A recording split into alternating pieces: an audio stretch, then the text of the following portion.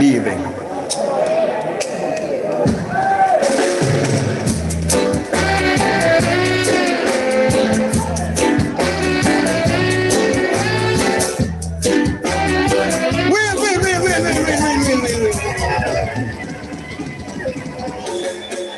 Est-ce que vous êtes là?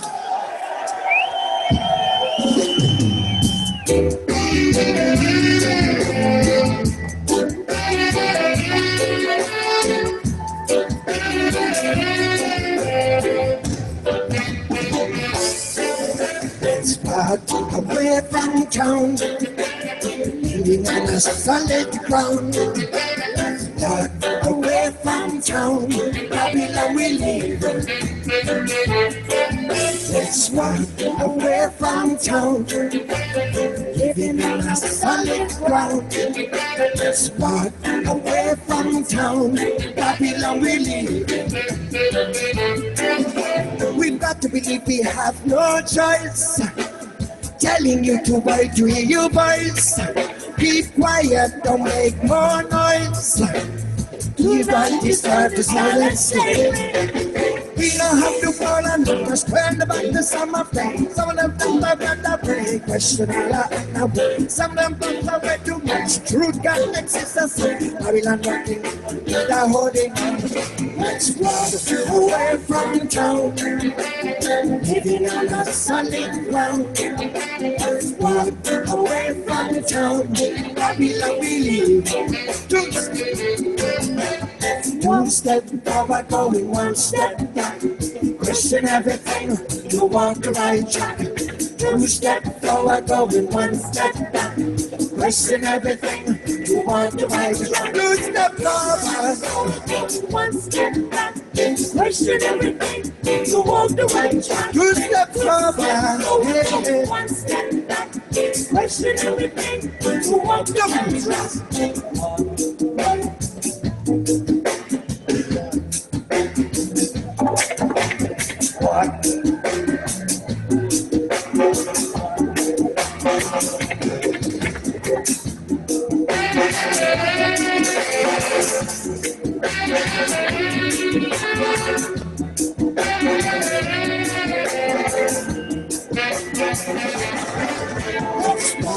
Away from town, living on a solid ground. Let's walk away from town, Babylon we live. Let's walk away from town, living on a solid ground. Let's walk away from town, Babylon we live. Let's walk away from town, living on a solid ground. Let's walk away from town, Babylon we live. Let's walk away from town, living on a solid ground. Let's walk away from town, Babylon we live.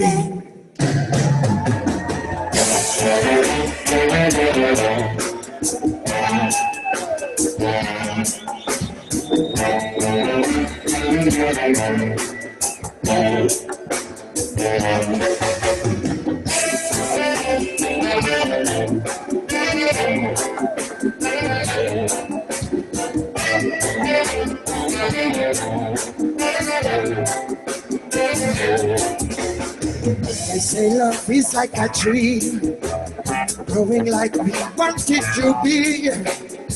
They say love is like a tree, they grow when we want it to be.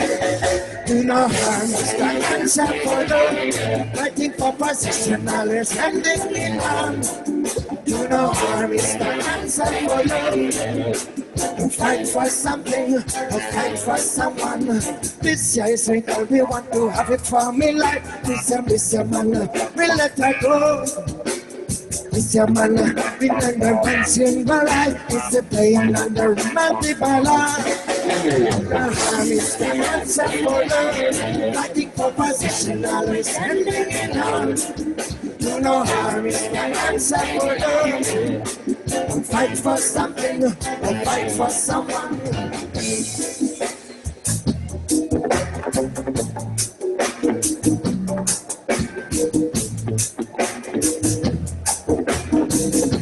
No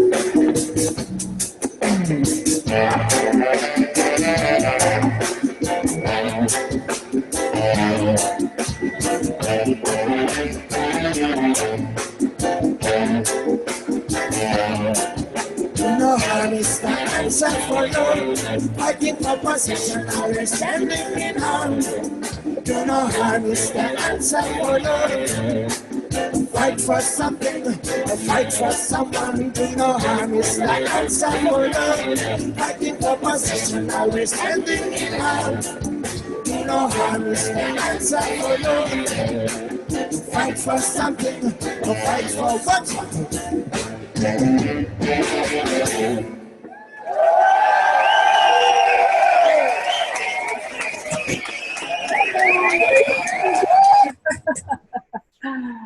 Wow, welcome everybody. Here we are. Welcome to Stories from the Heart, once again, 19th of October 2016, and here I am, it's Jolly D, here with a beautiful family. I'm over here in the beautiful mountains of North Carolina, and it's absolutely fantastic.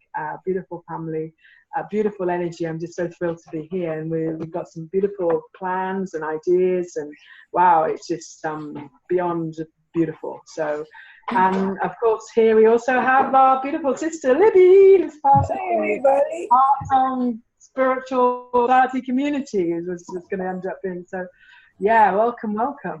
It's so exciting to see you've landed at Reiki Ohm's place, along with his beautiful family, and your road trip must have been a lot of fun. Yes, yeah, it was beautiful. I had a lovely drive up. I left Star's place about 6 in the morning yesterday, and I just took my time. I drove over slowly, stopped off on my way past Black Mountain and looked at a few acres there, and just sort of checked it out. It's a lot of trees, so you know it's not something I could go up a roadway beside it. Then I had to kind of walk through trees, and I may go back and look, may not. We've got lots of other sort of ideas to go and look around various points around this land, and we're really creating it in our hearts to know that we'll come across the perfect location for this sanctuary that we're going to be creating. So, I mean, it's becoming so real that I've had connection with this family, but I'm already feel part of this family, that we are, and you're part of this family, and others I know, the family that are listening, some of them already that do listen and are listening, whatever, I've got so much faith and knowing that the right beings will join together, and not just with this community. There'll be many communities. Everybody's going to be creating their communities, and I just know that it's going to be the perfect employment for all of us. We're just going to be able to be so creative. I think between the skills and talents that the diverse group have, and just the ability and the desire to be creative and to get a balance between creating and just enjoying life and living with nature. I just feel the whole thing just such a positive energy toward the whole idea, because it's starting to go beyond an idea. So, well, and also the energy of more minds and hearts joining together, yes, create that huge big ripple effect, so that now it's looking more palatable, tasting more palatable, it's close. Yeah. Like Reiki Om said, it's wow. And for you to have looked at stuff before you got there, and then now with this new understanding, it changes your perspective. Yes, absolutely. To have so many different energies being part of the creation of this and the manifestation of it, and turning it into what we see as a group to visualize it. And I think we've all got such a similar vision that it's going to be created with Enflowment, because so many of us have this very similar vision. That's a good So, and who we got there on the phone? I think that might have been a bird. I'm not entirely sure. Looked like his number. Yeah. Yeah, I joined in there. Yeah, there it is. Yay. Hi, brother. Yeah, kind of breaking up and a little scattered with what I'm hearing, but all good. I just called in, sent Raj a message. Right. He's there at Istanbul, I guess, somewhere, and and let Iris know too. She was wondering about what the time frame was as far as being way out east, and so who knows? Yeah, Gonna have a fun. Iris texted me earlier, and we confirmed time, and I think I see her on the board actually. So Cool. Yeah. So, yeah, and I think she's no. going to be calling in as well. So yeah, we well, Raj. Yep. Yeah, Raj is there. He's wondering about the phone numbers for. How to get Hello, this is Raj. Hi, Raj. You go. All right. So, and I see Iris. Hello. So don't worry, I can see you. So whenever you're ready, we'll unmute you, or you can unmute yourself. But yeah. So who wants to start? It looks like Raj wants to start. Come on in, Raj. I'm here now. Okay. Can you hear me? Yes, we can hear you very well.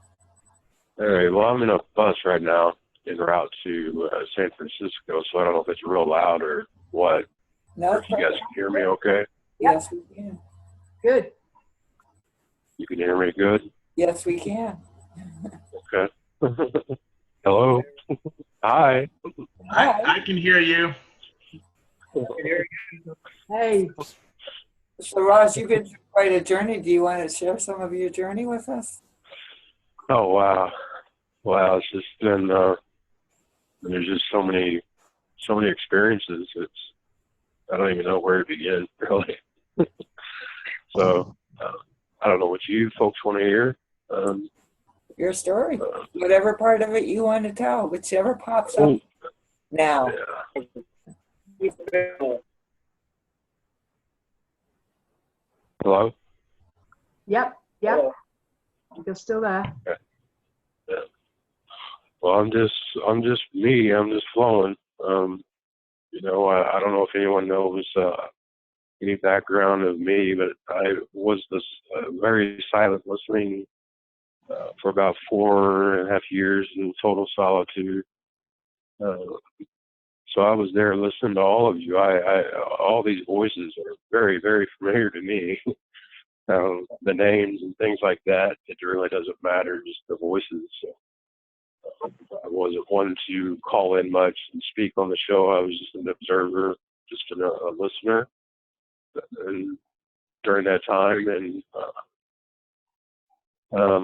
like I said, for about 4.5 years, I was doing nothing but total solitude, just collapsing a lot of mind-soul contracts that I had within me that was absolutely destroyed me. And I just got to a point. Actually, I was where I was doing all that, you know, that searching for that 4.5 years. I actually went alone just by myself in solitude, and what I was seeking was what information do I need to get out of this realm before I terminate this body and leave this body, because I was ready to leave. So I was looking for what do I need to find now? What do I need to be searching for now before I decide to leave this body for good? And during that time, what I found was the kingdom of God in me, and that saved this body. It kept me in this body, and I'm just so grateful for all the experiences that I've had. Even that, what I thought was the shadow, the valley of death. You know, it was it really wasn't. It was all beautiful. It was all beautiful the whole time. And so now for, I guess, about, I don't even know how long, but, you know, I started operating on, you know, my background as far as, you know, Matrix and things like that. I was brainwashed. I was in the Marine Corps, and we were on all sorts of cults and things like this. And I've been on 3 tours overseas, just a lot of different experiences that pushed me to go within myself. And I did that, and I have me, and there's no like materialism things I'm attached to. You know, I have kids. I've let go of all those contracts, you know, the family, the kids, and, you know, tying me down here and tying me down there. And so I just went out and started flowing, and I operate with, you know, a background. I have training in computer software engineering. In the Marine Corps, I was basically the guy that was hacking the satellite communications, all that stuff. So I'm a hacker, and one of the things that that I also was doing was uncoding the language, which I'm not even going to go there. It's easy to me, but it seems to be complex for some minds. But I just I don't know. I don't really know what to share. I mean, as far as, you know, dealing with the policy guys, it's you know, Simi and I, we've had over probably close to 40 encounters. November 18th, it'll be a year that I left the software coding, and I decided just to go out on my own and just flow integration with her. And what her and I wanted to do, and the reason why we came to California is because she took some training in neuroacoustic sound therapy healing in Carlsbad, and she didn't want to have to charge people to heal their body and mind with sound. So I'm like, how are we going to sustain ourselves if we're going to give this away? So I'd always wanted to do some sort of mobile food business and travel around, and that's how I was going to sustain myself and travel around, was with the mobile food business. So I thought, well, that's what seems like that. Maybe that's what we need to do, is go out there and try to do this and build this mobile food business, get us sustainable. That way she can heal people for free. That way she doesn't need to charge people for it. And then any of the extra money that we generated from the mobile food business, we were going to put it in a kind of like a creation at work fund that we could utilize to maybe go develop another food truck, or if somebody is looking to try to heal their body naturally and they need funds to be able to travel somewhere or pay for the healing, then we would be able to have to use that money to give the money away back to the people. So the intention was just to use the commerce system of a food truck and take all the currency and the energy that generated, sustain us, and then basically give away all the other profit from it, you know. And so we were we figured that it would jump off quick and fast, but it really didn't. We had to downsize our vision from a food truck to a mobile food cart, a cart that you just pull behind, and we have one of those. And we also have kombucha with soursop as one of the ingredients. It's a drink. It's a healing drink. Kombucha with some of the soursop leaves in it, because the soursop does have cancer healing properties to it. Harvest time came, and you know, whenever I came here last year, there was a bunch of growers up north. They said whenever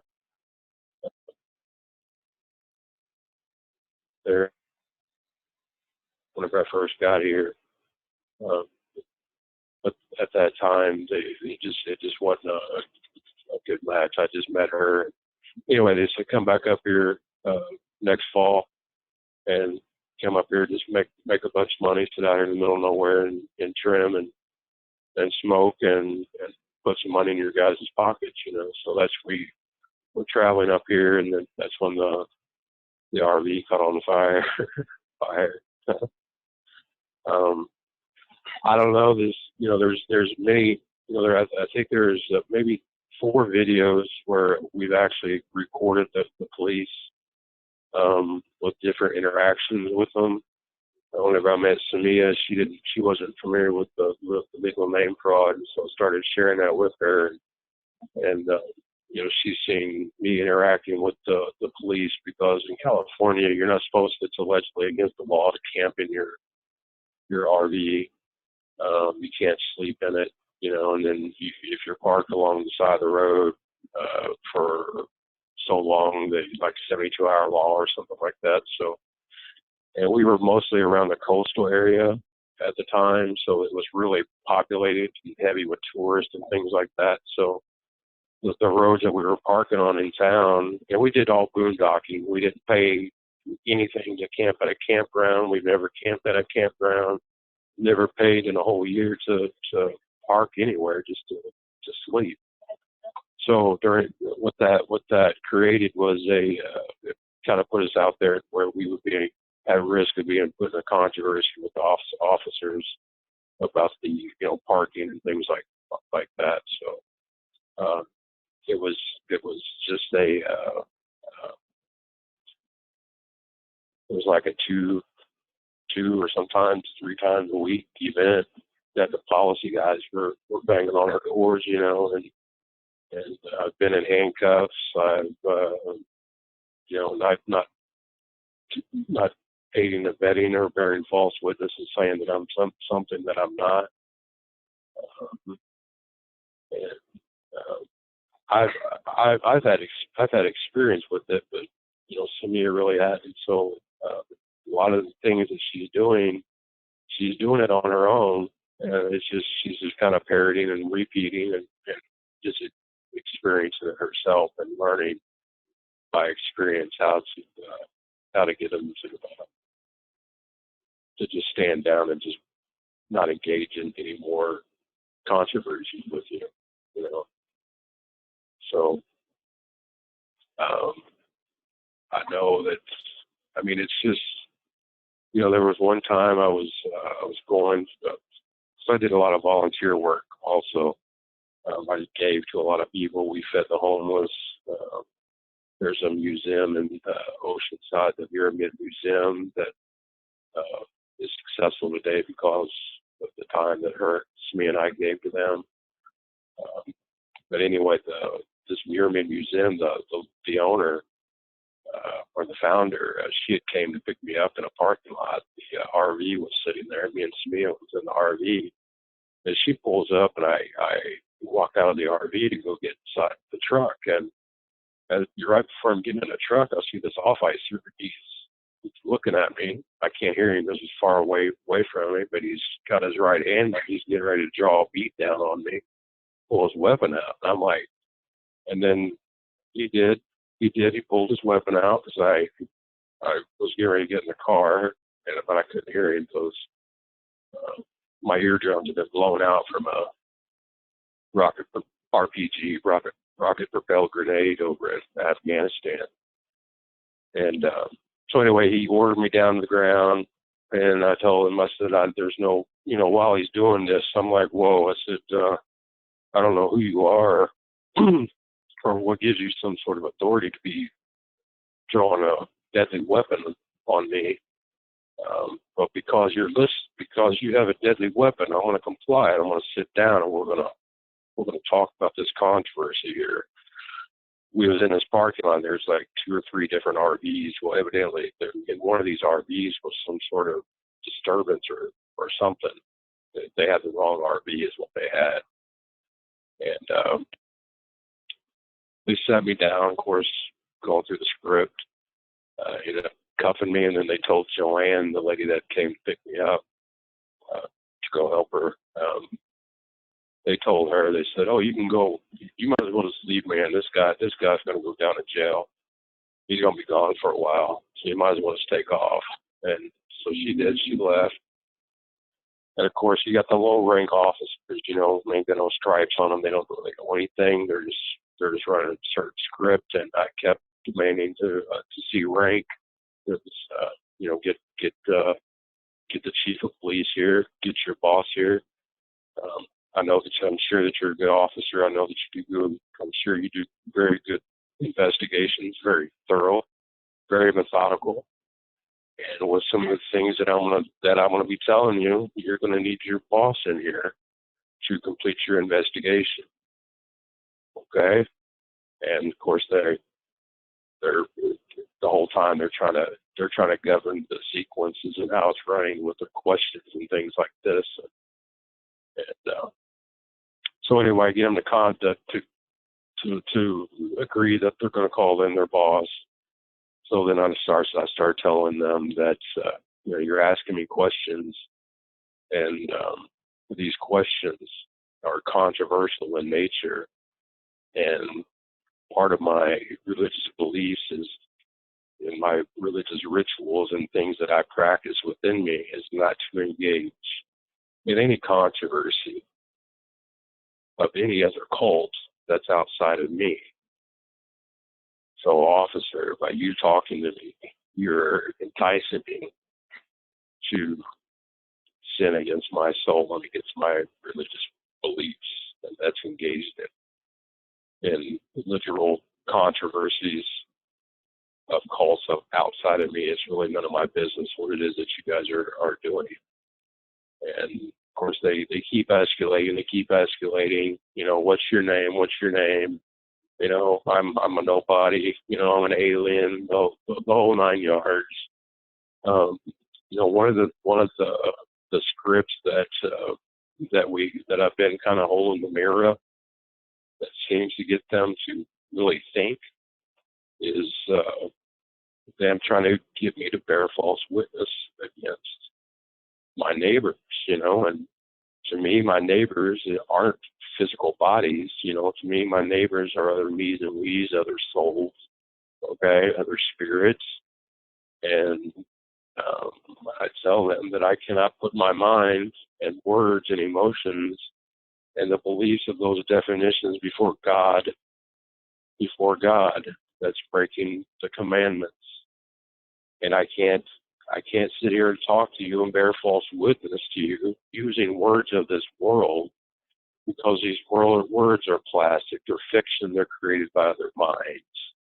And I can't worship your words and your definitions of your legal cult before God. I can't do that. That's a sin against my soul. It says in the commandments. You're my neighbor, officer. Your soul, your very soul, the very life force that you have inside is my neighbor.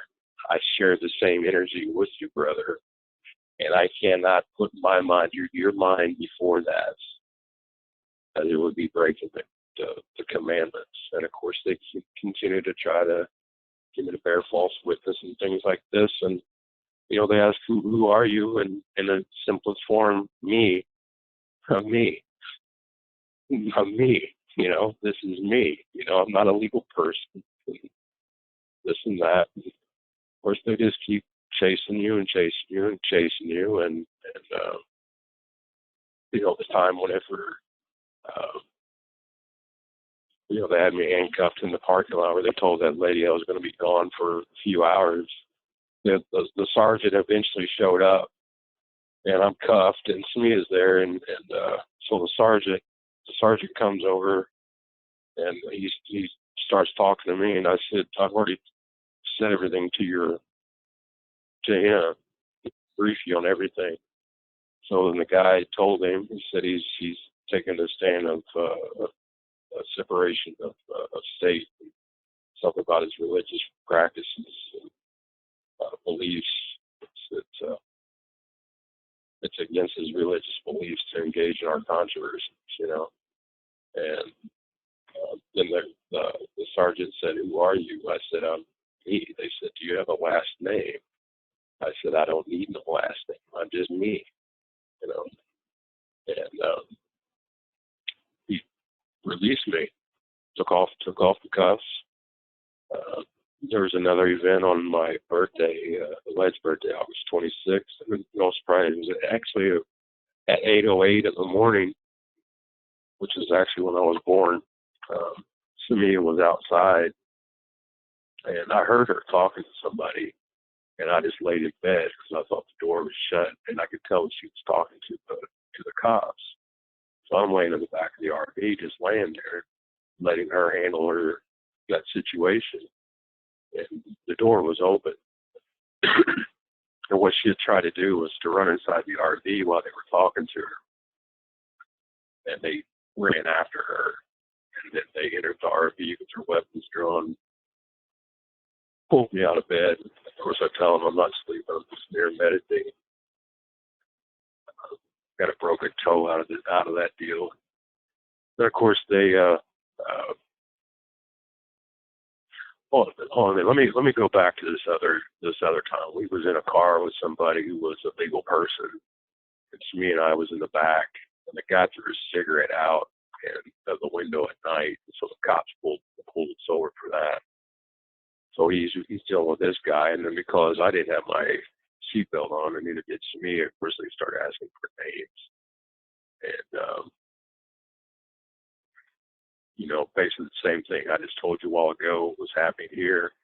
The sergeant came in, and he was begging me.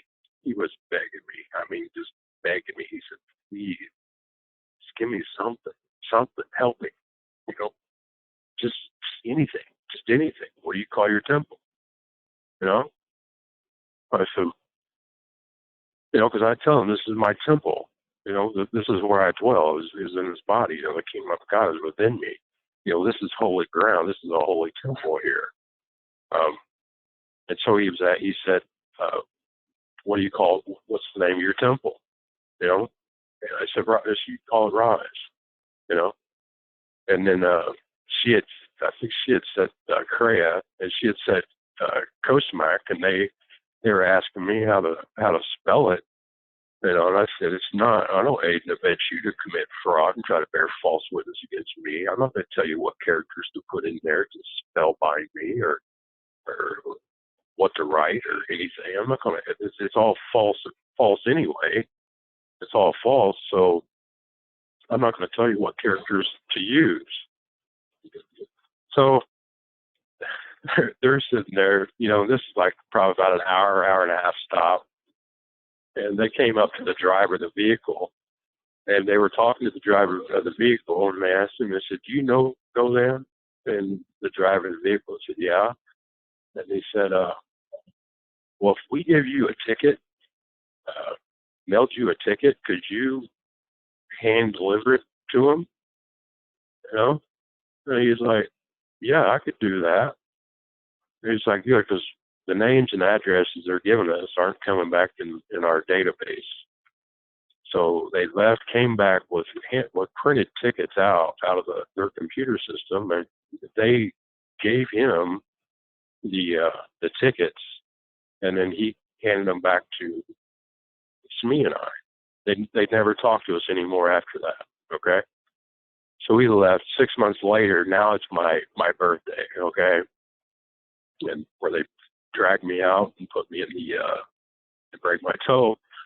So they're in there inside the RV searching around, okay? And what do they find? Because they got me handcuffed in the back of the car. I'm going to go down to the station, this and that. And, they're making all these threats to me. So I'm in the back of the cop car. And then he comes back in.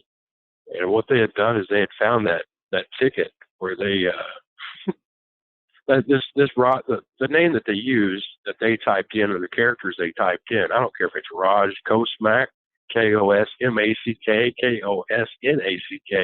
It's not in their database. It's not there. It's just not there. And so they get this ticket, this official document ticket that has this RHAK or COSNACK printed on it. They think they found me. They're all excited. So I'm in the back of the car, cuffed, and I'm watching him, what characters he's putting in there. It's COSNACK, and no records found. The guy's trying he's sounding it out. He's using all of his phonic tools and things and trying to sound out, figure out what character to put in there, but it just never came back. So he called his boss and told his boss. And the guy said that his boss said, just use the name on that ticket. So he wrote me another ticket and gave me another ticket of a name that's not even in their computer systems. And then we were gone. So then we're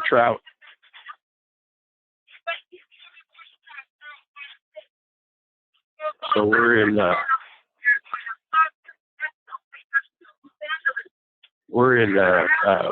Pismo Beach. We're in Pismo Beach. We're on the beach, and there was some sort of controversy that was going on around us and things like this. And anyway, they did the same thing, you know, telling us, ordering us to step out of the vehicle. I don't have to take orders, this and that.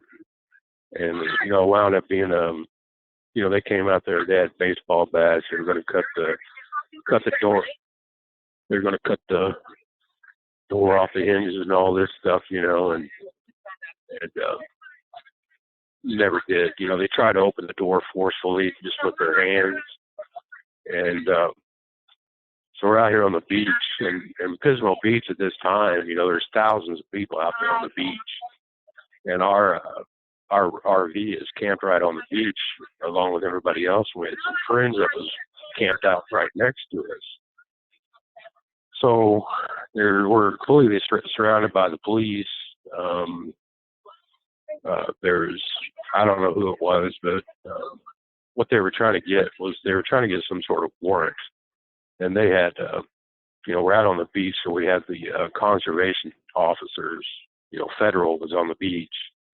Federal couldn't figure out what to do, so they called the Pismo Police Department. And the prosecutor was there. Our friend that was next door, they had the law books out there on the beach, and they were trying to figure out via the law what they could do. They were trying to get a warrant. They were trying to get a warrant to enter the vehicle, and anyway, I don't know. Anyway, the judge wouldn't issue a warrant, and so they sat there, you know, held us hostage in the RV for about three and a half hours, and then they walked up to the vehicle. They walked up to the RV like we were freaking terrorists or something. You know, they walked up all real slow and automated, just like they teach in the Marine Corps. You know, and then they walked back. You know, they put a ticket on the RV for I don't even know what it was, but non-payment. Yeah, they said that we didn't pay our fees to be camped on the beach, but yet we had a tag that said that we were paid up until 6:30 that night. And so then they left. And then during that time, you know, sometime during that, I think I was talking to Michael. We have to get off here? Okay. Anyway, if you guys want to talk for a while, I have to get off this bus here. Okay. Transfer. And then when you're ready, come back on and we'll see what everybody else has to say. Thank you so much, Raj. Yeah. Great. Thank you, Raj. We'll catch you later. Hey, All right. So, wow, some great adventures. One of those stories was very parallel with one of Rikyong's experiences. Do you want to share that one? That was a really awesome story he told me. He had a few months back. Yeah. Yeah, sure. Hey. So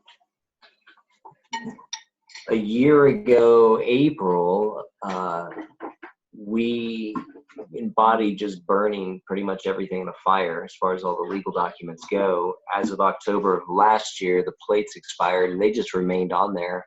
I really didn't feel compelled to withdraw them or do anything special about it, but we finally landed gently on the ground as a family as we were making some transitions, you know, to where we were going to dwell. And I went down to the store. It was about 10:30, 10 o'clock at night, and it's a 2-lane highway. It's a main highway from, you know, the west area of town going back into the national forest. So it's pretty rural in that respect. And I've never really, you know, come across any, you know, not a lot of traffic, not a lot of anything. And so I came down this hill and I see tons of police lights. And I'm like, wow, you know, this is very exciting in contrast to the last year that anything that I've witnessed. You know, on occasion I'll see a highway patrol, on occasion I'll see a sheriff drive through, but it's you know, here and there.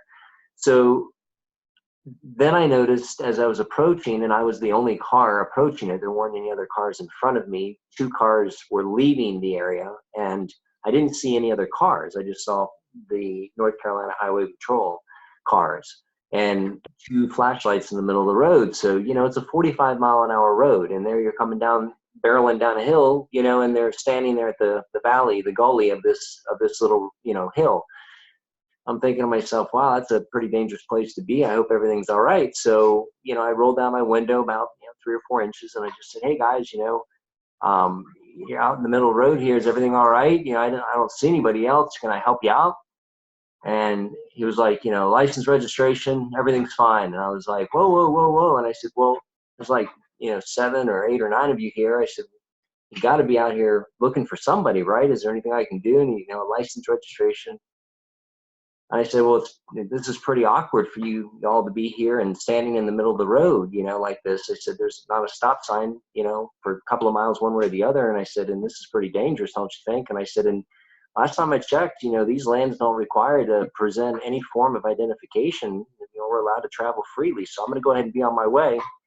And he said, no, you're going to pull over right there. And so he, pointed off to the shoulder of the road.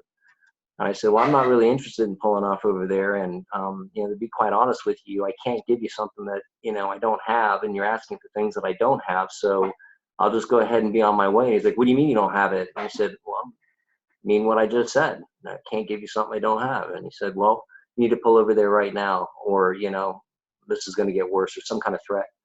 And I said, well, I don't want any, I don't want you to think that I'm, being disrespectful or that I have any,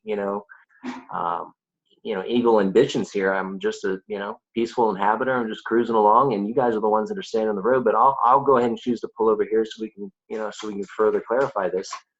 So I did. And at that point he asked me, he said, I'm going to tell you one more time, where's your license and registration, insurance? And I said, oh, well, I'll tell you one more time. I can't give you something that I don't have. And he said, is this your vehicle? And I said, well, I'm sitting in it. I'm strapped in it, and I have a key that belongs to it, and it's in it, and the vehicle's running, and I'm behind it, and I'm capable of driving it. So yeah, I guess it's mine. I'm in possession of it at the moment. And he said, well, that's a smart alecky, answer, da, da, da, da, da, I need you to get out of the car right now. And I said, I'm not really interested in getting out of the car. I said, there's, 3 of you standing there right now with your hands on your gun. I said, there's 4 or 5 others of you standing over there watching me. I don't really feel safe. I don't know you from Adam. So long story short, it went from requesting to demanding to basically being yanked out of the car. And, had I done something differently, maybe I would have just had the door locked, and then they could have, damaged the vehicle, whatever. It just was what it was. So they ripped me out. I kept telling them my seatbelt was on, and I couldn't be pulled out of the car until they released the seatbelt. And then 2 of them were like, laying over my lap trying to rip me out. And that ripped on my shoulder, and eventually they got me to the ground, and I wasn't resisting. And I kept telling them that. I said, I don't know why you're doing this. I said, we're brothers, and you throw me to the ground, you treat me like dirt, and I haven't done anything wrong. You haven't accused me of any crimes. You haven't told me why you're doing what you're doing. I've told you I can't give you something. And so I'm talking as I'm being wrestled to the ground very calmly. And this lady stops, and I look up, and, I've got my face to the ground, and, a couple men on my back, and handcuffs being put on. And she's like, is everything okay? And I said, well, ma'am, you can see obviously things aren't okay. I said, I haven't really done anything. Why don't you just stay there and go ahead and record this and be a witness to this police brutality, because I don't even understand what's going on myself. And then the cop or the trooper had off told the lady, be on your way, or we're going to ask you to join them, kind of thing. So she drives off, and I get pulled up, and I got carried over to the trooper's car and sat in the front seat, which was actually kind of nice. I didn't get the backseat limo ride, but I got the friendship ride. So I got sat there, and he's the guy that originally had stopped me. It was his the guy was standing in the middle of the road. It's his car. And the next thing I know, I'm watching him going through my car. And then he comes over, and he's getting on his computer, and then this other guy shows up, and I see that he's got the bars and the stripes. So I figure he's probably the one that's, heading up this operation. So I said, are you in charge here? And he said, I am. He said, well, we found this piece of paper, and I said, yeah. And he said, do you, recognize the United States government or something? Or you recognize the United States government or something like that, something to that effect. And I said, well, you mean the fiction, the corporation, the I said, what part of that are you asking me about? I said, because, you being presented is one thing, but it's really something else. So how far down do you want to go? And then he said, well, do you recognize the law? And I said, if you mean the uniform and the costume that you're wearing, I can see that you're wearing that. I said, but what I do recognize is it requires a man to animate that costume. And I said, so what I see is you, my brother, and I recognize you as my brother. I recognize you speaking to me, but obviously the uniform can't speak for itself. So something's got to be doing that. And that's what I see.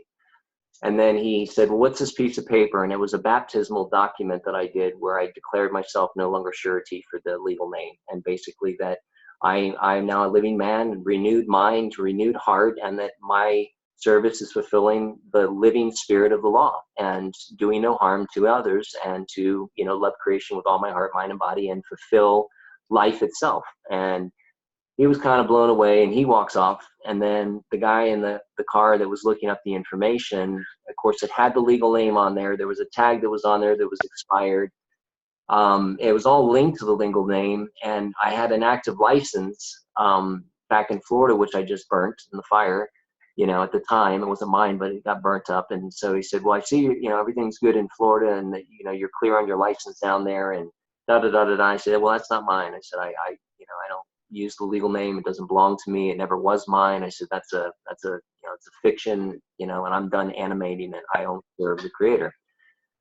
So then I started asking him if he ever read the Bible, and he said, yeah, he's a practicing Christian. And so I started, sharing some of what was reflected as considerations for humanity to live in harmony and peace, and to be caretakers and stewards of the world in a way that is unified and not divided. And he, then brought up the parable of or the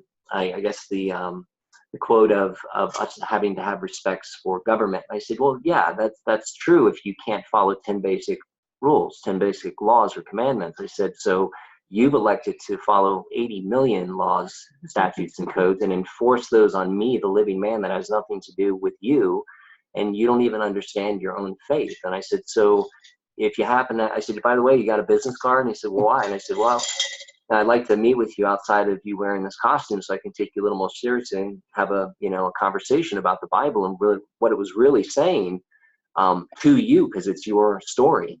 And he kind of looked at me and he said, yeah, and he gave it to me. And that was pretty much it. There was a thanks and a handshake. And I was told that if I had just given them that document, with the legal name in the first place, none of this would have happened. And that it was all up to me in the future. And I looked at him and I said, listen, I was traveling down the road. You're the one standing in the middle of the road with a flashlight. I did the right thing by stopping and offering my help. Everything from that point moving forward is on your hands and all your partners' hands that were involved in this. I said, so it's not about casting blame. It's about taking responsibility. And I said, but I thank you for allowing me to continue traveling on my way and not consenting to enforcing your policies on me now that you know who I am. And so, I'll be in touch. Then I couldn't find my cell phone after I went to the store and was on my way back, and they were still there. So then I made them all search for my cell phone and accused them of potentially maybe misplacing it during this ruckus. And because I couldn't find it and couldn't remember whether I had it or not. So I had the five remaining out walking the whole area with their flashlights looking for the cell phone. And they couldn't find it, and I couldn't find it. So I, thanked them for their service and time for, actually serving and protecting, my cell phone. And then I proceeded to carry on my way. And I've since, crossed paths with two of the troopers and locked eyes multiple times with them in crossing on the 2-lane highway. And they can, carry on, and I carry on. And that's part of the story of my heart. That is one of the best ones I've heard, and that is just explaining to people, remembering your grace is 100%. Oh, yeah. Yeah. I mean, that is, I love it. When he told me that yesterday, I was like, he's got to share that one with all of you. So, thanks so much. That is a beautiful, beautiful story. It's one of the best ones I've heard. Staying in your heart 100%. Well done. Well done indeed. Yeah. That was one that was long overdue to be told. So thank you so much for sharing that. I really appreciate that. It's absolutely fantastic. So, yeah. So I know that Raj will be back whenever he can be. But wow, and And when he was sharing one of those stories, he was talking about, you know, when the cop was on his back and Raj was saying, "You're my brother." Same thing here, you know. And when you can acknowledge your brother, is that you back now, Yeah, Raj? it is, Raj. It is Raj back. So go ahead, Raj. Yay. Hello? Yep. Yeah. Hi. Hello. Hi. Yeah. Yeah. Okay. That was awesome that you brought in the commandments to the guy, you know, because that's to keep it simple, you know, just keep the mind out of this, bro. That's just going to bear the false witness against us, you know. You know, it's 10 commandments versus 80 quadrillion different sequences of laws and spells we can run, or we can just shut this mind off, you know. Let's just quit putting our mind in these definitions before good God, you know, and quit bearing false witness as if these definitions are freaking real, you know. The only thing that's real is that we're right here, right now, you know, and you got to run these other controversy sequences and spells and all this stuff and start worshiping that stuff, putting it before me, you know. We're just souls, you know, so it's beautiful that you did that. And that's really what I've seen that these guys, whenever they say, I say, bro, I'm trying to save your soul, bro. I'm trying to save your soul. I can't lie to you and tell you that I'm some sort of name. That's not me. We're much more greater than that, bro. You know, you're much more greater than this Ffrom. You're much greater than this controversy. You know, I love you so much. I love you so much. I can't bear false witness against you. I can't lie to you. I can't tell you that these words and these definitions are real. I can't even do that, off-icer. Okay? You know, okay? They're asking, I love you. But you know, Raj, when they're asking you, we need to know who you are. And their vision of who you are is that little piece of plastic or whatever that's got those words on it. You are? And, you know, you're trying to say, look, this is who I am. You're looking at who I am. This is who I am. And I would always point to my heart because that's who I am. So I have actually with me some writing that I have written, which is something akin to a mission statement, this to help them try and comprehend that who I am is not this piece of plastic with some words and a picture on it. Who I am is what I have as my mission and passion in life. So I've actually got a bit of a mission statement written out that if you really want to know who I am, and you can't see it by looking at me in the eye and feeling me in your heart, here is an explanation of who I am, giving you one of those little pieces of plastic with numbers and letters and words on and pictures. That's not going to show you who I am. This is who I am. And that's something that you guys are really starting to help them to comprehend by speaking to them the ways you have and saying, look, you're my brother. If only you could see, right? Yeah. I mean, you know, when you get one that is, you know, it's you know, I mean, I don't like to cast spells, but you got to cast spells on these guys. You know, you got to say, hey, I know you're a good investigator. You're a very good investigator. You know, you want to get to the bottom of this, right? Yes, they're agreeing, you know. Yes, you know, you get someone that type of mentality that yeah, I want to be a good private investor. I want to be a good investigator here, you know. So you set the stage, you cast them with that spell, and then you say, look, this is part of the investigation. This is for you to be able to comprehend or even come close to what I'm talking about. Just look up the legal definition of person. Okay. Okay. Now, and then when they do it, and then they read it, they're like, oh, "That's not. I didn't know that at all." These cops, they don't even know this stuff. You know, they're still operating under the definition, presumption, assumption of the school kids' definition of person, just like we were before we read the legal cult book of spells. You know. So it's eye opening for them, you know, and whenever they're like, whoa, this guy. When they're like, whoa, he's not lying. He's not lying to me. You know? I can't tell you that I'm something that I'm not, because I'm not a corporation. I'm not a word. I'm not a letter. I'm not a body. You know? I'm not Icelandic. I'm not an earthling. You know? I'm an alien. I mean, you got to be careful with alien, but I'm an alien. I'm from another planet, just like you are. You're not this uniform, not this body. And when you get them to think that, and whenever you get them to realize that they are breaking commandments, it really does start to get to the soul, And they do stop running these corporate policy words, and these scripts, these corporate policy scripts.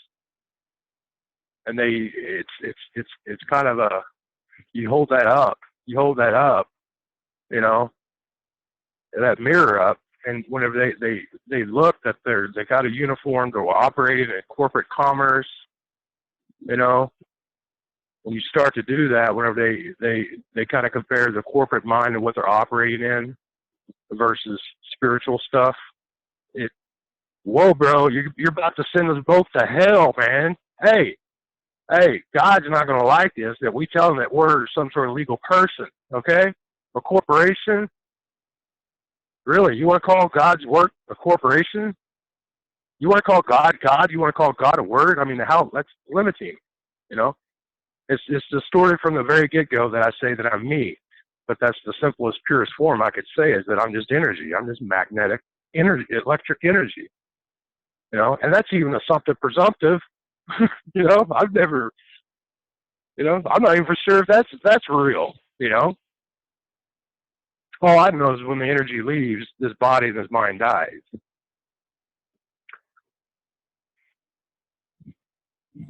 Wow, we are really going deep into this. This is an incredible show tonight. And we got one other sister who's wanting to, I'm sure, jump in here, Iris. I think I can see you here, so if you're hearing me. Yeah, 413, that's Iris. Hi, can you hear me? Yes, we can. Yes, we can. So add your story in here, sister, because, boy, if you want to start, jump in wherever you want. Can you all hear me, though? Oh, we can hear you loud and clear. Oh, beautiful. Hi, everybody. Hi. Hello. Hi. And hey, yes, I've been listening. That is really, really incredible what everyone has been sharing. Thank you so much. And I don't know where to begin. So, where should I begin? I feel like the first caller. Well, go wherever your heart takes you, because you've got so many stories within the stories. But why don't you give us your now? Give us your now. Yeah. And go wherever that takes you. All right. Well, I am the lady, the being that you all talking from the last show about, that I was about to call in for the sake of the listeners, and you were referring to her as Iris. And I no longer go by that calling. I go by truth. And anyways, I would like to say that I had moved up from Richmond, Virginia, after having filed at the time, it was okay to do so, a Jane Doe -755 against the attorney that I was working for at the time, when I was nannying for her, and I was a cook. I was doing several, basically the house manager of her home, and sometimes her life, because I was there for her, during hard times and things like that, just being an all-around good person to the entire family. And so, yes, it's true what Bird had said. I had come back and all my stuff was out in the street because I had packed it the previous night. And so from there, I had filed the Jane Doe -755 and made arrangements with a friend up from Massachusetts come down to pick me up. We rented a car and then came back. Now, none of that was easy. And they had all kinds of quote-unquote legal IDs and all that, and it took forever just to get rent a car and come on up here. But I just sat it all very patient and allowed things to unfold, because I was the only one not using an ID at the time and never will. And so we made it up here, and I moved in with the friend at the time, Angela, and at the time she was into the no legal name, you know, and really acknowledging, and I never forced it down her throat or anything like that. Let her, you know, take her time with it, but she totally had embraced it and was sending letters off to everybody and all that in the city. And she was doing the work, but 2 months went by, and on the coldest day of the year, close to Valentine's Day of this year, she basically, out of the blue, just told me to leave and put me on the street in the dead of winter. And I asked her, I said, well, you know, I would like to know, just for my own learning, you know, why you're doing this right now when it's so not convenient for me. And I said, I want to know, you know, what did I say? What did I do wrong? What did I say? What's going on? And she said, actually, no, you've been the most perfect guest I have ever had in my house. And I said, oh, okay. But then she exploded in some kind of angry fashion. And then I mirrored back to her and said, well, you know, you've been a very nasty individual right now. Why are you doing this? You know, we've known each other for like 16 years. And then she didn't know what to say. She says, I don't know right now. And then I said, okay, well, you know, I'm out of here. So, you know, I got my stuff slowly over time, because it wasn't like I could just do it in one day. I had to figure things out. And of course, you know, creation made a way. But what happened after that was a series of bouncing around like a ping pong ball, back and forth.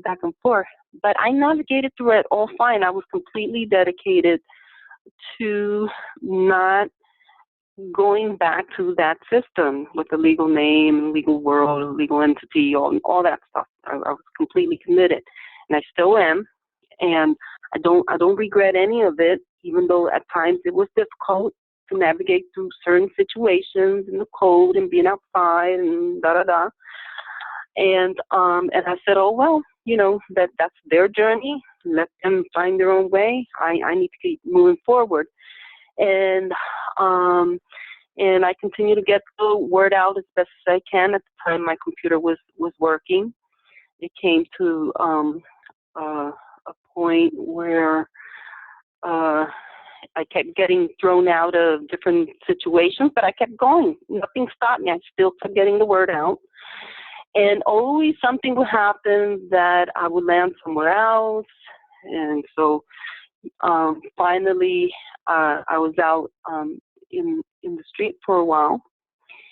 And with cold and everything, I got really sick. And then a friend came and put me in a hotel for 3 days, and then I got better because I refused to go to a hospital.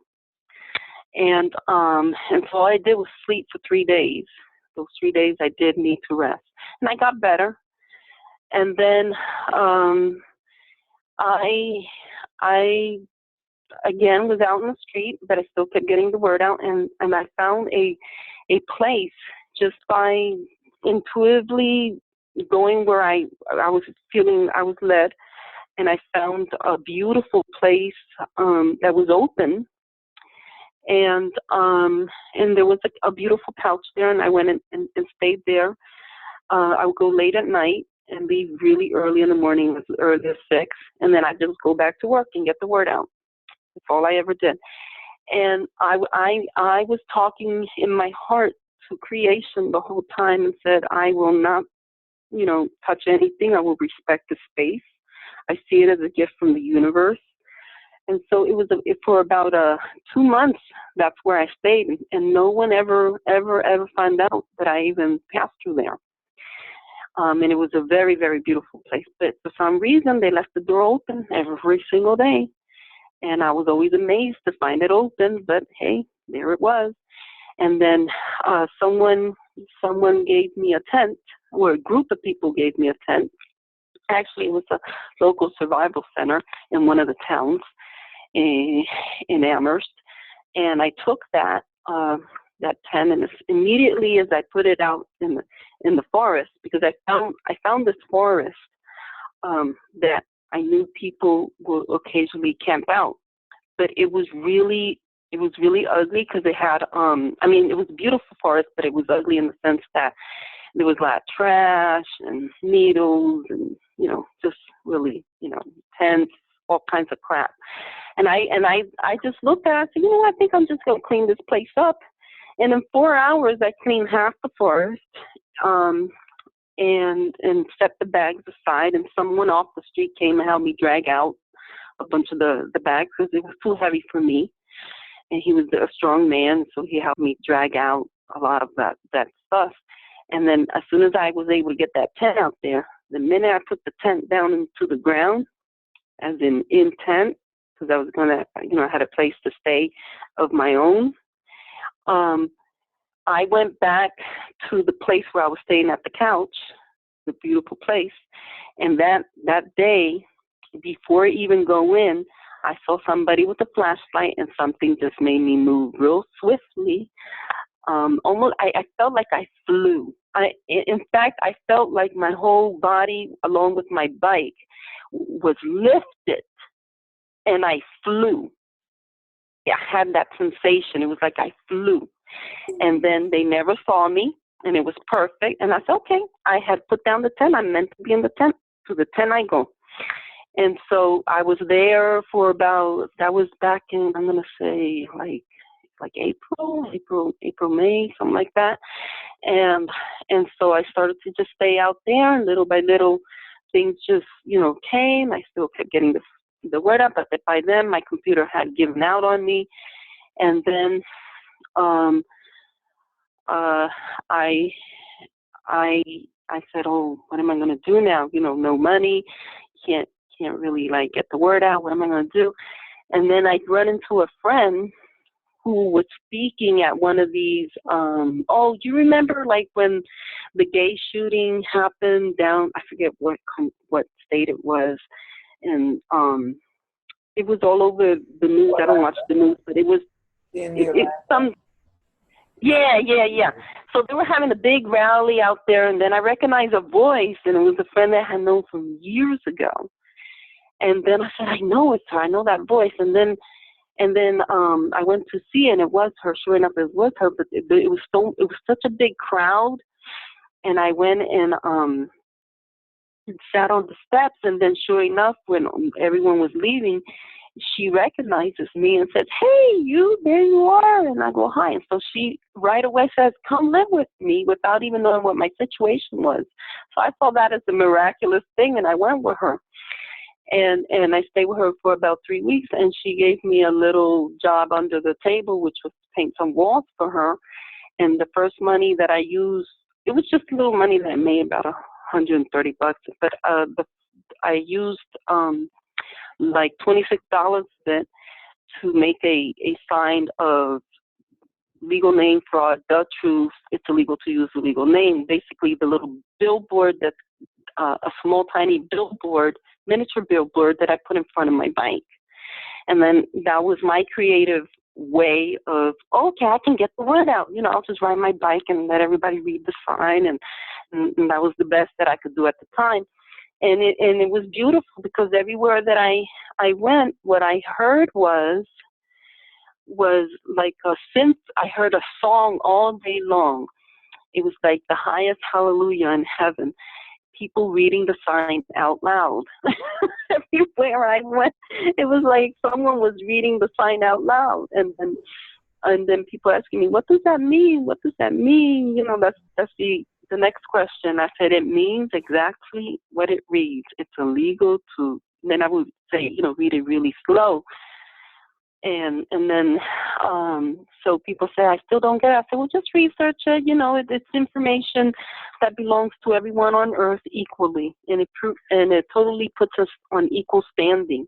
And I'm sure that you'll be interested to look into it. And they said, well, really, thank you for that information. So, you know, I got a lot of thank you. It's been very, very positive feedback that I got from most people. For the most part, I would say 90%. Of the time, that's how it's been. Yeah, I got a few, you know, like, yeah, oh brother, like, oh, that's bullshit, that kind, you know, but not that much. And I've had cars in the highway, because I've gone everywhere. I go to the highway, I go to a rich neighborhood, I go to a poor neighborhood, I go everywhere. It didn't matter. I just went everywhere from town to town. That's all I did all summer, bike. And people will get off the highway or get to the side and stop me to ask for it. One time a gentleman said, oh my God, this is a sign from God. My mother gives out these cards, and he gives me a card, and she's all the way from Connecticut, and it said legal name fraud warning, something like that. She had made some business cards on her own, and I said, oh, that's cool, and then he took a picture of it. And then when I'm in some of the towns and I just sit in front of City Hall or anywhere, it could be anywhere, or in front of an attorney's office or something like that, and then people would be asking me, oh, what's this about? What's this about? You know, until this day, that's how it is. Everywhere I go, what's this about? You know, so I feel good about that. Now, the stay with the friend for 3 weeks didn't last long. She eventually asked me, she didn't ask me, she just told me leave. And that came as a little bit surprised. I thought everything was fine. But at the end of the day, it's because I was around with that sign, and I'm sure that kind of bothered her, because I overheard her say to another friend, oh, I don't want to be associated with that, you know. And so that friendship ended, and there were other things going on with her personally, and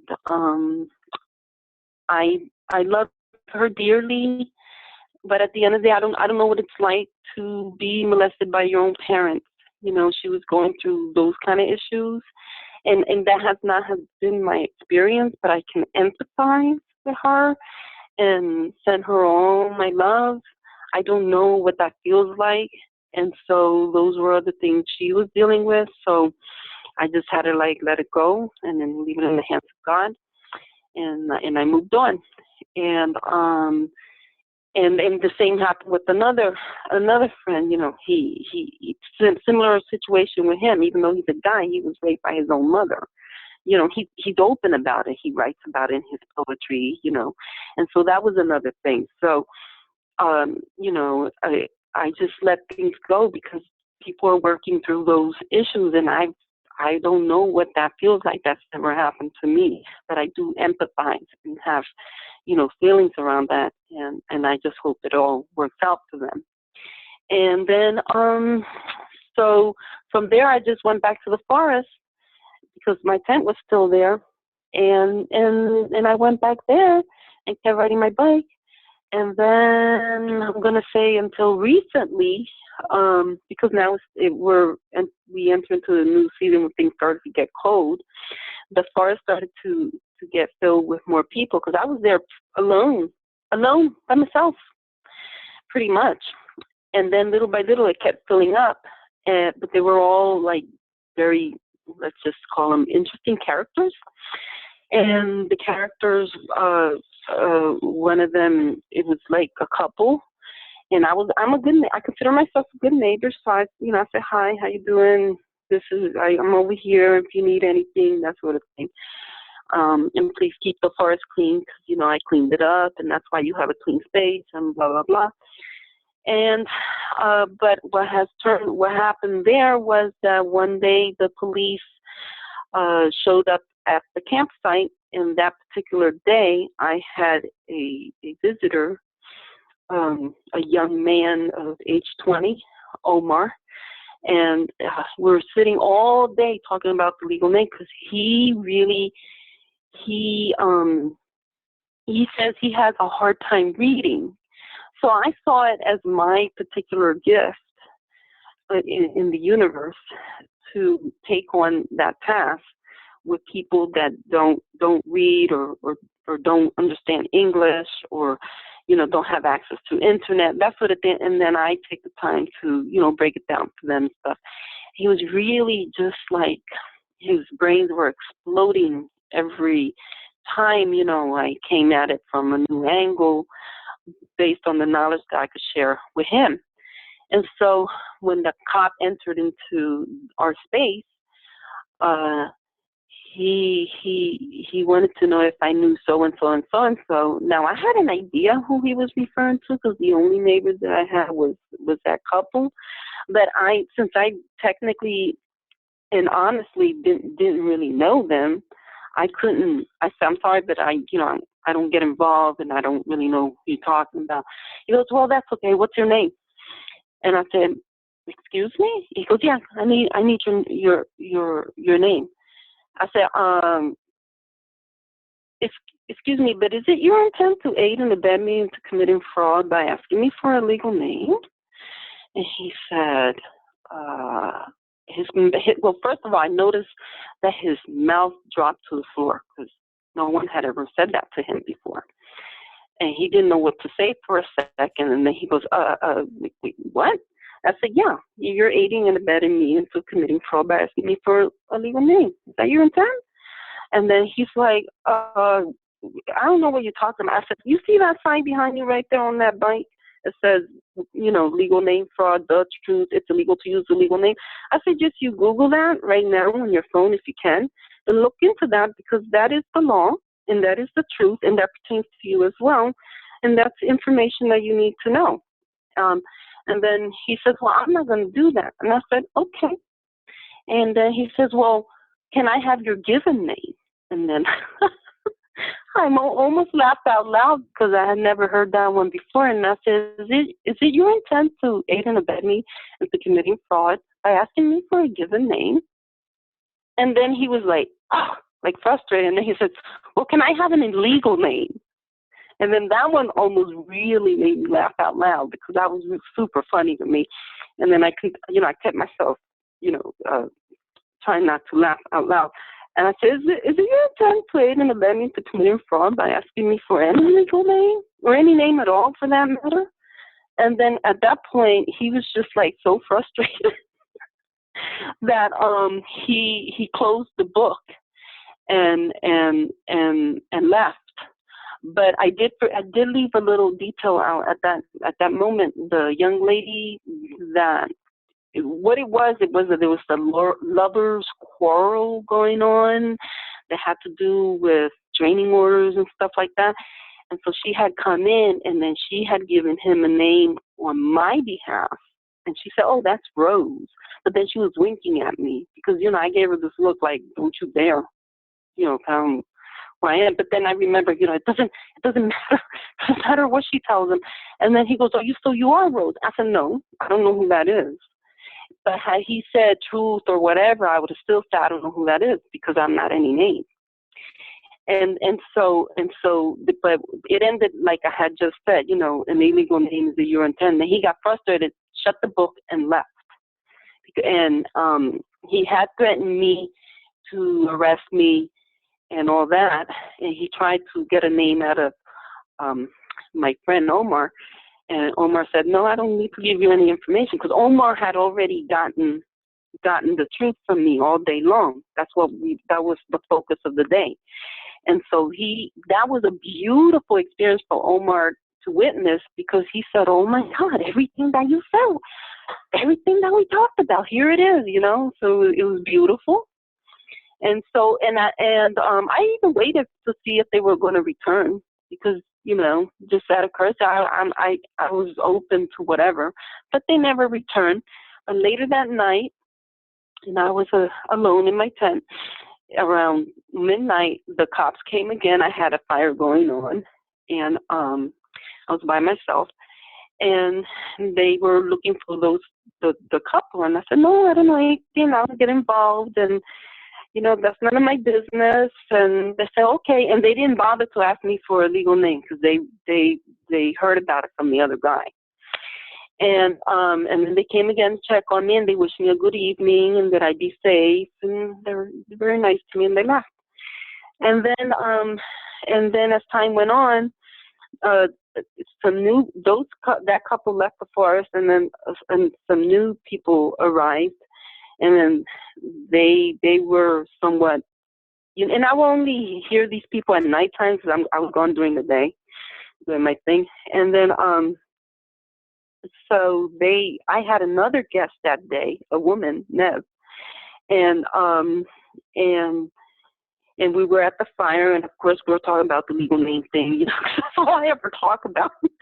And then they came over to see, because someone had called the cops, or I don't know what it was. And I wasn't even paying attention because I was so deep into the conversation about the legal name.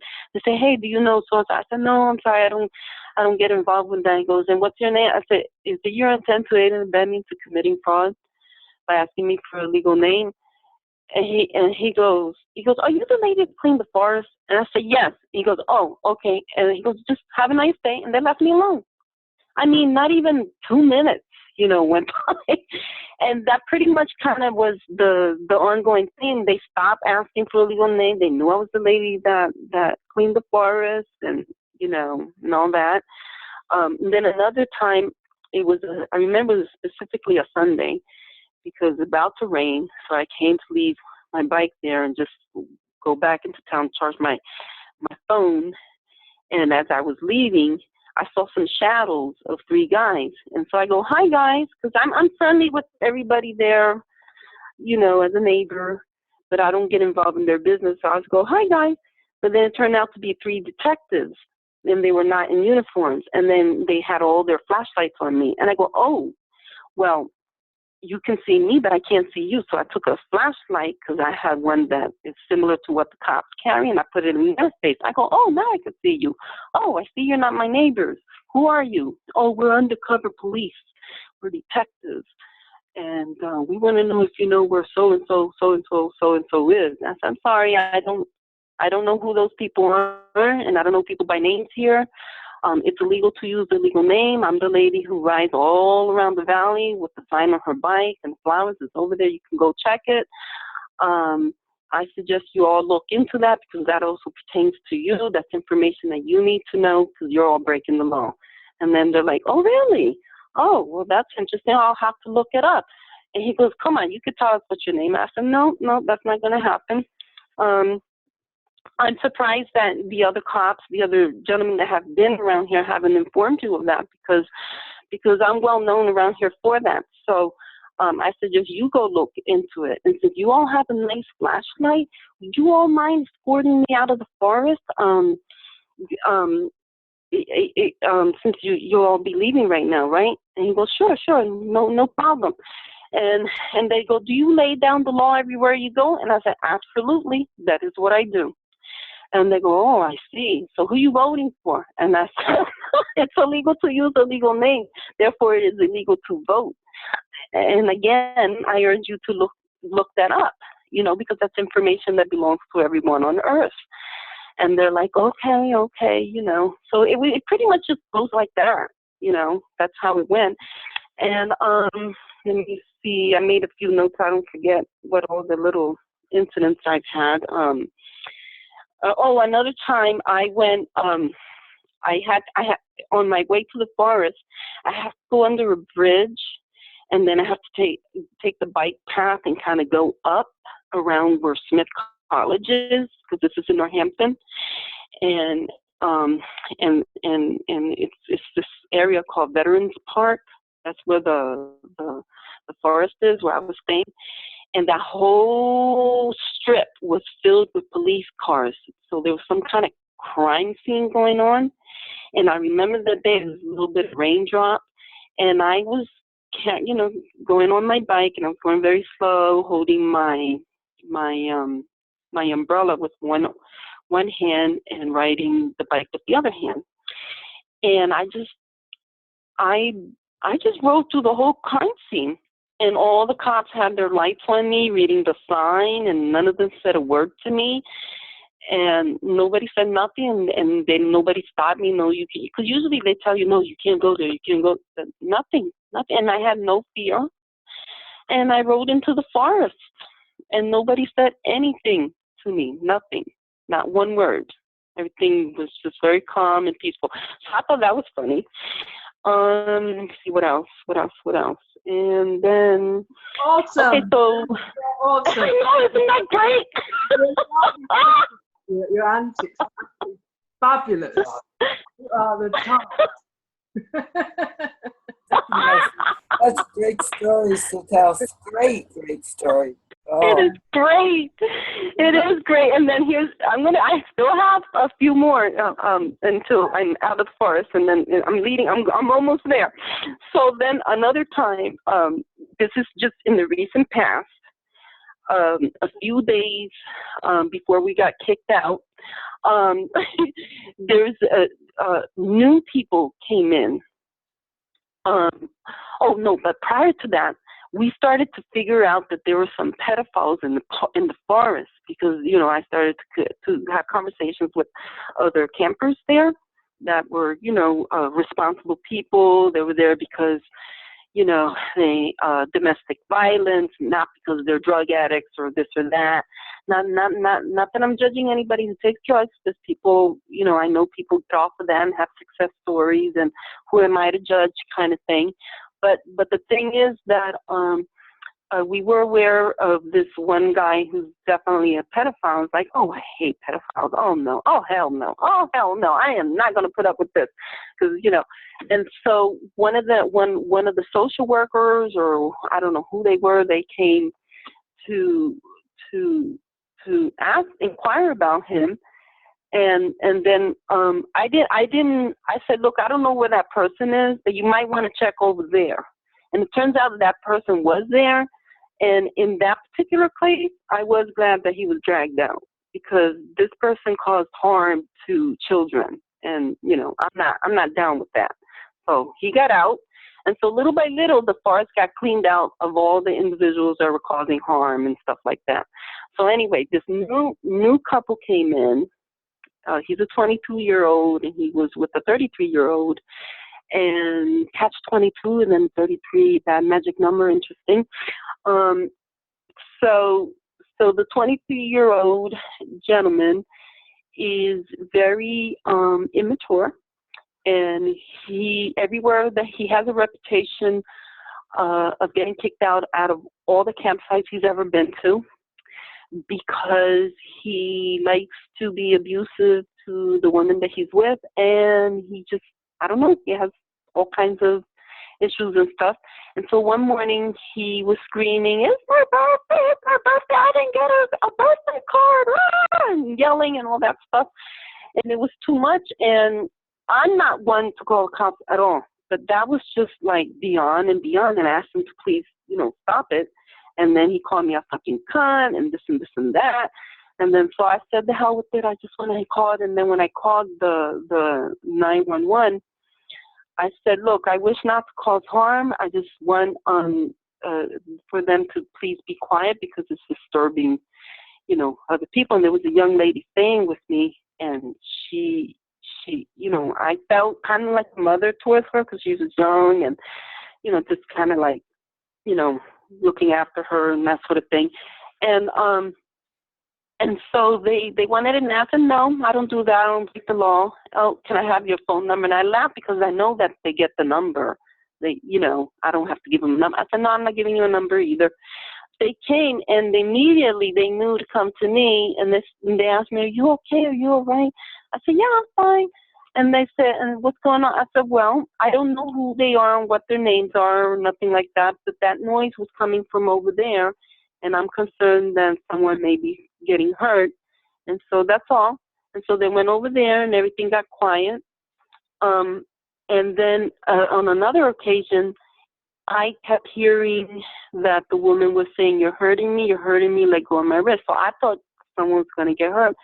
So I called again, and I went to meet the cops down there. And then there was another guy that was staying with them, a really young man. He was staying with that group. And he went out. He goes, I don't want any problems. I'm leaving. He goes, wait, you can't leave. We need your legal name. What's your legal name? He gave him the information. And I didn't interfere with any of that because that's their free will choice, whatever. And then, but when they came to me and the gentleman was there, there's always witnesses when I'm talking to cops. So other people are seeing what's going on. And they go, I have your legal name. I said, and I went right up to her face and I looked straight into her eyes. And I said, it is illegal to use a legal name. And she goes, what? And I say, yes, I'm the lady that goes around in the bike that, announces to the entire valley that it's illegal to use a legal name. And I'm known for that. And so it's information you need to know, and you're not going to get that from me because I don't break the law. And then the other cop, there was another cop, and she goes, what are we going to do with her? And he goes, you heard her. You heard what she said. It's illegal to use a legal name, so you just respect that, and let's get on with this. We'll figure it out as we go. That's what he told her.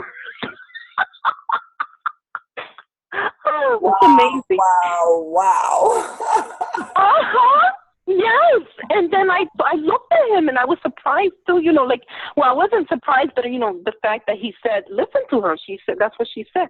And I said, well, thank you. Thank you so much for hearing that. And thank you, because I am concerned that someone's going to get hurt. And the whole reason I called you is because, I don't want anyone to get hurt, because this is about no one causing harm to no one. And you're here to service us, right? He goes, well, lead the way. And then I led the way, and then they went and took care of it.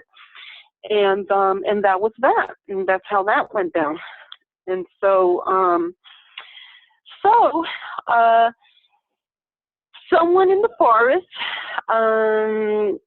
kicked the couple that was causing all those problems, because everyone had enough, and they said, you gotta go, and that's it. And so they left.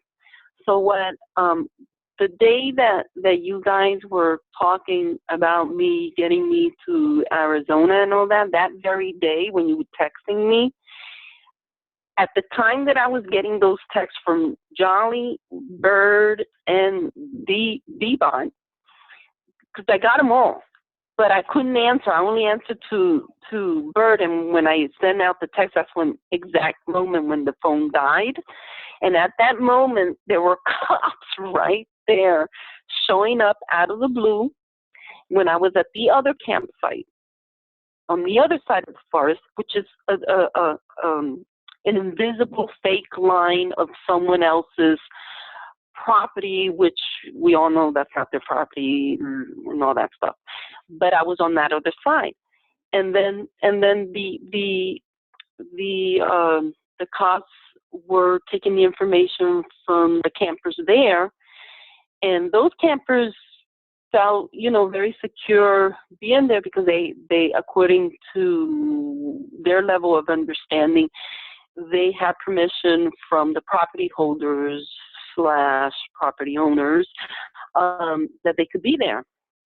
And so, but the person that got kicked out of the couple that got kicked out of the forest retaliated, and I don't know, the cops let us know right there and then that it was them that called to complain about the campfires, and also to complain that, they're to be kicked out, because somehow, I don't know what he did, he called something to the effect that he had contacted the property holders on both sides to make sure that, to put a bug in the air about they could be liable if people are there, someone gets hurt, and they're liable. And so that pushed a panic button in their brain, their programmed brain, to cause a reaction to say, okay, let's get these people out. And so that's what happened. And so they served everyone got their papers served, except that when it came to me, I again, my response was, excuse me, but is your intent to aid, that means committing fraud by asking me for a legal name? And then they went down the list, given name. Before they had a chance to ask me for an illegal name, I said, or any name for that matter. I just stopped it right there. And then they didn't know what to say, so the guy just looked at me, he goes, you know what, you're full of shit. you're full of shit. That's what he said. And then I didn't say anything. I just looked back at him because I have nothing to say to that. I just let it unfold. I felt creation, all of creation inside my heart. And I just waited patiently to see what was going to unfold. And then he said, I'm going to call my police in chief, my officer right now, and you're going to get arrested, and we're going to fingerprint you, and we're going to find out who you are, and you can't be doing this. Okay? I said, okay. I have no problem. And right there and then, I was not going to resist arrest or nothing. What I did was I took all the purse that I had and the phone that had just died, because in that moment it had just died when you guys had all texted me, and here is creation paving the way for me.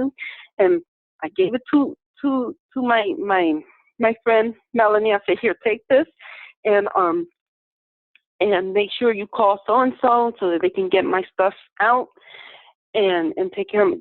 I trust these people, and don't worry about it. I'll be fine. She goes, and they're like, don't do this. Don't do this. And you can't be doing this. You're going to go to jail. And, because they didn't understand, even though I had already explained it to them that this is the truth, it still didn't, sink in. And then, so I said, no, I'll be fine. Don't worry about it. I'll be fine. And so I was just sitting there, and then they went and made their calls, and then I said, you know what, I gotta go pee. They go, they're not gonna let you pee. I go, excuse me? This is my body. If I want to pee, I'm gonna pee. I'm not gonna ask for permission. So I went and pee. So that's what I did, right? And then nobody told me anything. They were fine with that. And then I kept waiting, and then finally he came back with the flashlight. He goes, well, I don't know what's going on. This is new. This has never happened before. I don't know what's going on. Well, I'll tell you this. My chief says that it's okay. Excuse me. My chief says that he's going to be nice about this, and he's going to let it go. And so, we're just going to tell you that you have 24 hours to get out of here. And I said, because you're trespassing. I said, yeah, I don't have no problem with that. I'll be gone way before the 24 hours. No problem. And then, but I knew that was going to happen. I knew that, because that's their excuse all the time. And I said, gentlemen, sir, are you going to escort me back to my other campsite on the other side of the fire? He goes, no, we're not going to do no such thing. I said, okay, well, I can take myself there. It's a nice flight. I'll see you there in a few seconds, because I knew they were going to go over there, and I was just going to go and wait for them. And so I went and waited for them, and then when they got to my campsite and they saw my bike with the sign, it's illegal to use a legal name, he goes, oh, that's you? Because apparently they had seen me somewhere. And I go, yep, that's me. He goes, oh, would you mind stepping over here? I said, no, not at all. I was waiting for you. And he goes, well, we're going to step outside. And then when we go to the other side, like outside in the forest and out into the field, which is called Veterans Park, he said the so-called property holders were there. And then another camper was there. And then they started to serve papers. You're going to love this. And they started to serve the papers and stuff. And then the lovely gentleman, Joe, he said, oh, and by the way, this lady right here, she's amazing. She's the one that cleaned the forest. She did this and da-da-da-da. And so you should thank her, because of her, we have a clean forest. And I said, oh, thank you. That was nice of you to say that. And then he left. He had to go. And then the cops, they turned to me, and then they're like, okay, so he goes, yeah, go ahead, put down Truth. Go put that name and just fill it out, da-da-da-da. And then I acted like I didn't know who they were talking about, because I'm not Truth. I'm not any name. And then the cop says, he fills it out. He goes, okay, Truth, here, why don't you sign here? I said, I'm sorry, you talking to me? And he goes, yeah, I heard them call you Truth. I said, well, that's what they call me. That's not who I am. And he goes, oh, what are you? And I said, I am pure consciousness. He goes, oh, well, I can call you pure consciousness? I said, no, that's not my name. And then he said, and then they gave each other a look like, what are we going to do with this woman? And he goes, what is your name? And I said, I know that you're trying very hard to get a name out of me, and that's not going to happen. He goes, I don't have a name. And then everyone just stood there in silence, and then finally they're like, well, you have 24 hours to get it. I said, I already told him, no problem. Have a nice day. And that was that. That was the end of it. Wow. No, talk about standing in truth. Woo! Awesome stuff. It was, yeah, and none of it was long. It didn't take 30 minutes. It was really, a matter of, the longest that it took, it was always less than 5 minutes, but the longest that it took was maybe 10 minutes. Like those last two incidents were about 10 minutes. The other ones, they were less, like 2 or 3 minutes, something like that. So time has really collapsed for sure. And so that's how it went. And so now everyone's out of there, and and I just got an update from people that I ran into that everyone that, had good relationships with one another, everyone, had a safe place to go, and they're indoors, and no one's freezing, and, everyone got taken care of. And then the rest, the other 2 people, they're not doing very well at all. So that's how that panned out. There you go. Wow, that is a great bunch of stories right there. So yeah, and you are entitled to use a calling of truth after all that truth sharing. Oh yeah, indeed, truth indeed. Woo! Wow. So at this point, then you're just making preparations to make a bit of a move, so that you can spend the winter in a warmer climate. And yes, absolutely, that is happening, and things are moving along. And I haven't gotten to a computer yet, but I will. It will happen hopefully by Friday, without making too many plans. But everything is falling in place, and I've been texting you, Jolly, today, and got some groceries for the family that I'm staying with, because they've been so kind and let me stay here, and they are so kind to me. And so I was able to gift them a large grocery, 3 bags of groceries of organic food and good stuff, and it was all free, given to me, and I just passed it on. And just everything's falling into place. And someone gives me some money so that I can open a PayPal account, not with the legal name though, and just to receive funds and stuff like that. I'm learning. This is all new to me, and so yeah, things are moving right along, and I'll be in touch. I'm a good communicator, and we will get this lovely journey on its way. Yeah. Yeah, and it's in effect at the moment as we speak. It's all happening, it's all possible, and it's going to happen just as soon as when you've got these moments are going to be those moments when you're ready to actually make that move. So there's been so much help here. As always, Dbot has jumped in, Raj and Libby. We're all behind you to support you to where you would like to just go for these next moments of now and be in a little bit of a more comfortable climate. And then from there, all creation is taking place amongst us, I feel. And we'll all find ourselves in some beautiful moments from here. Exactly. Great family connection going on right now. So yeah, that's beautiful. Mm-hmm. Yeah. It is beautiful. It's very beautiful. Oh, I do want to say one thing. This one's really funny. I missed one funny story, and this one's this one's the shortest one. Yeah. It was around 1 or 2 o'clock in the morning. I saw, through the thin veil of the net, of the netting of the tent that I was sleeping in the woods. And by the way, that was my first time ever having an experience like I was alone in the woods, and oh my God, I learned a lot, and people couldn't even believe that I even lived in the forest because I was always immaculately clean, and I didn't look like I was dirty, full with dirt or anything like that.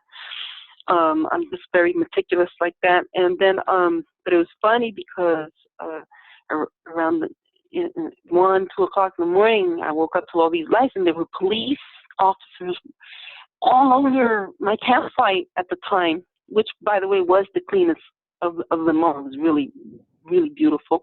And they were like, and then I unzipped it, and I'm like, who's there? Because I was half asleep.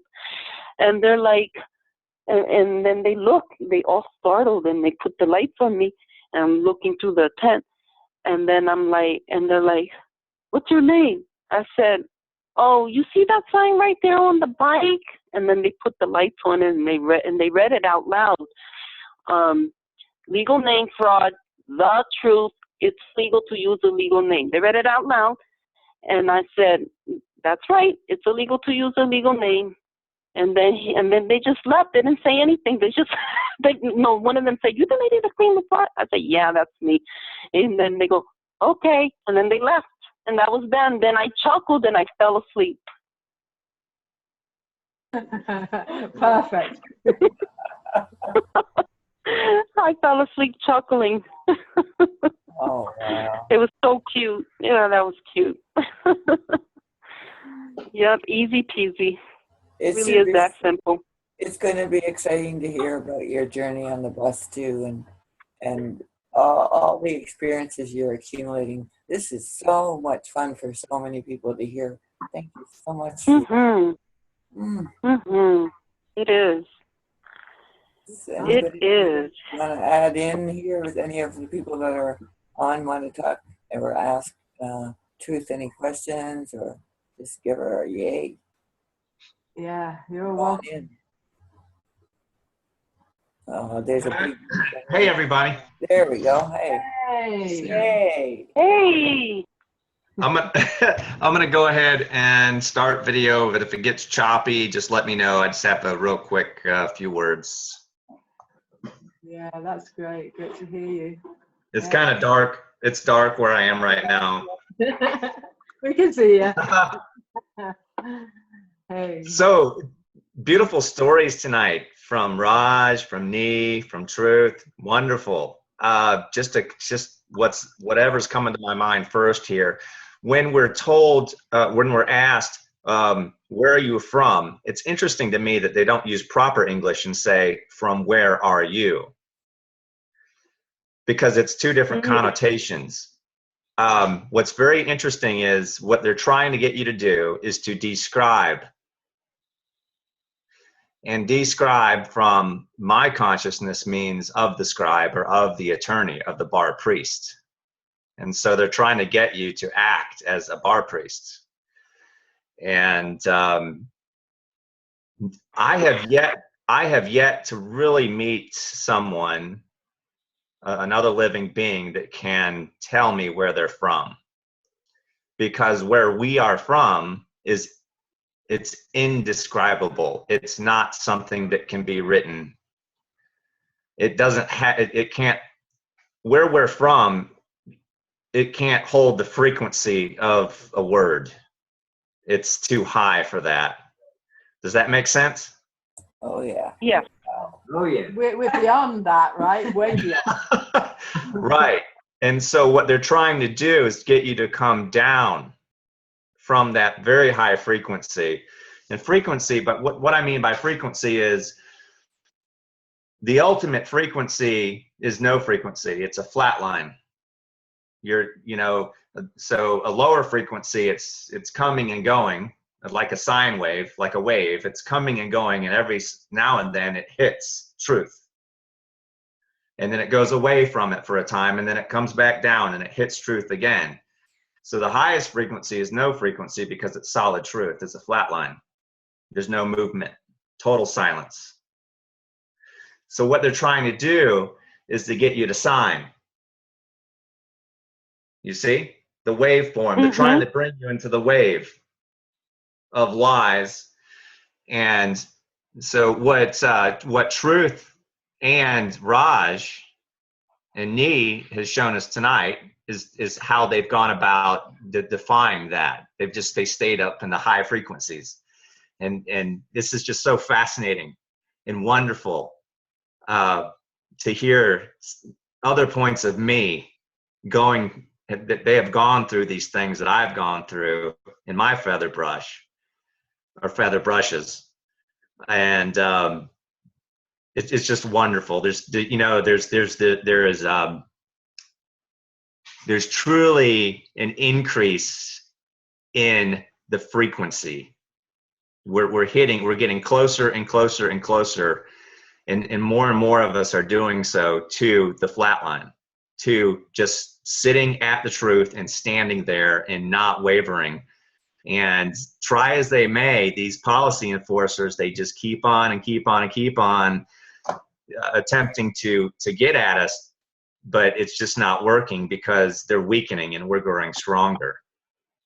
And it's just wonderful. It is a wonderful experience to see this unfold. Yes, it is.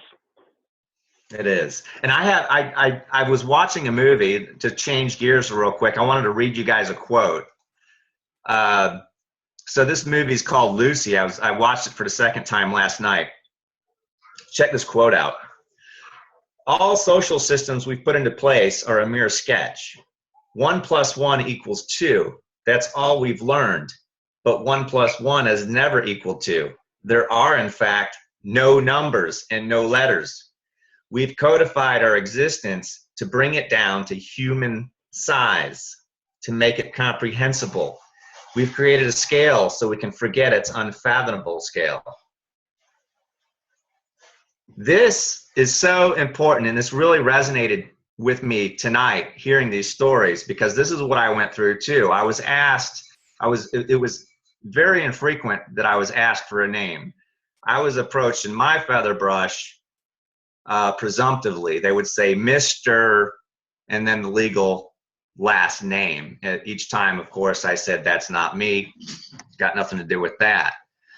But what I'm getting here is that what they're trying to do is to get us to agree with very low resonance representations, or just simply representations, when in fact we're not representations. We are consciousness itself, and there's no need to represent anything. The only thing that requires representation is the dead, the non-living.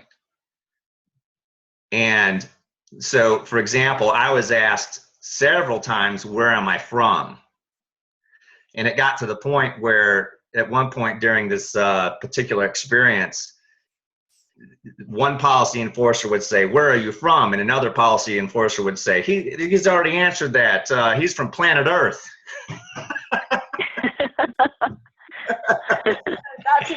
That's a really good point, Tara, because that was one of the questions I got over and over.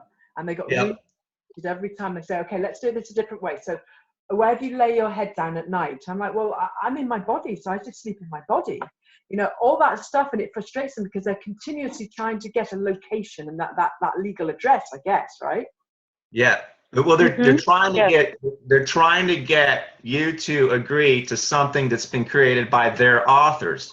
Yeah. That they subscribe to.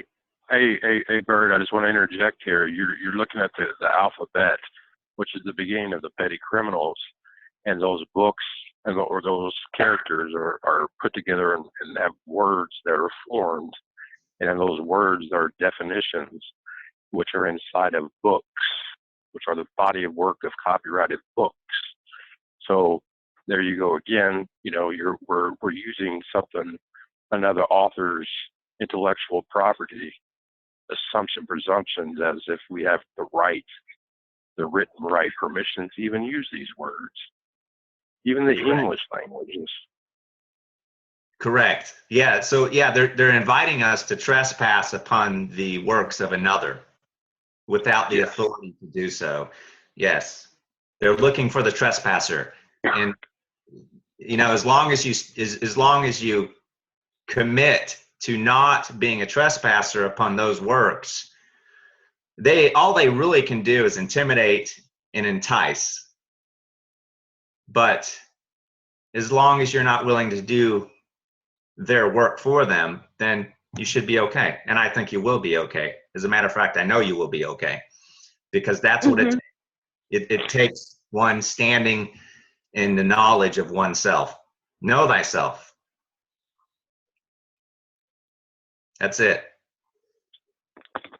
Yeah, there was whenever that RV caught on fire, we were up in the mountains, and there was no cell service.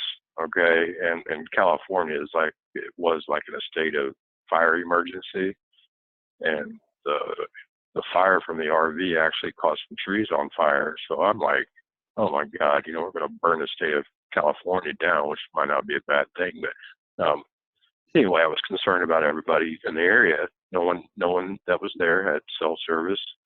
I remember passing this little hotel spot, so I asked somebody to run me down there so I could call 911 to get help up there.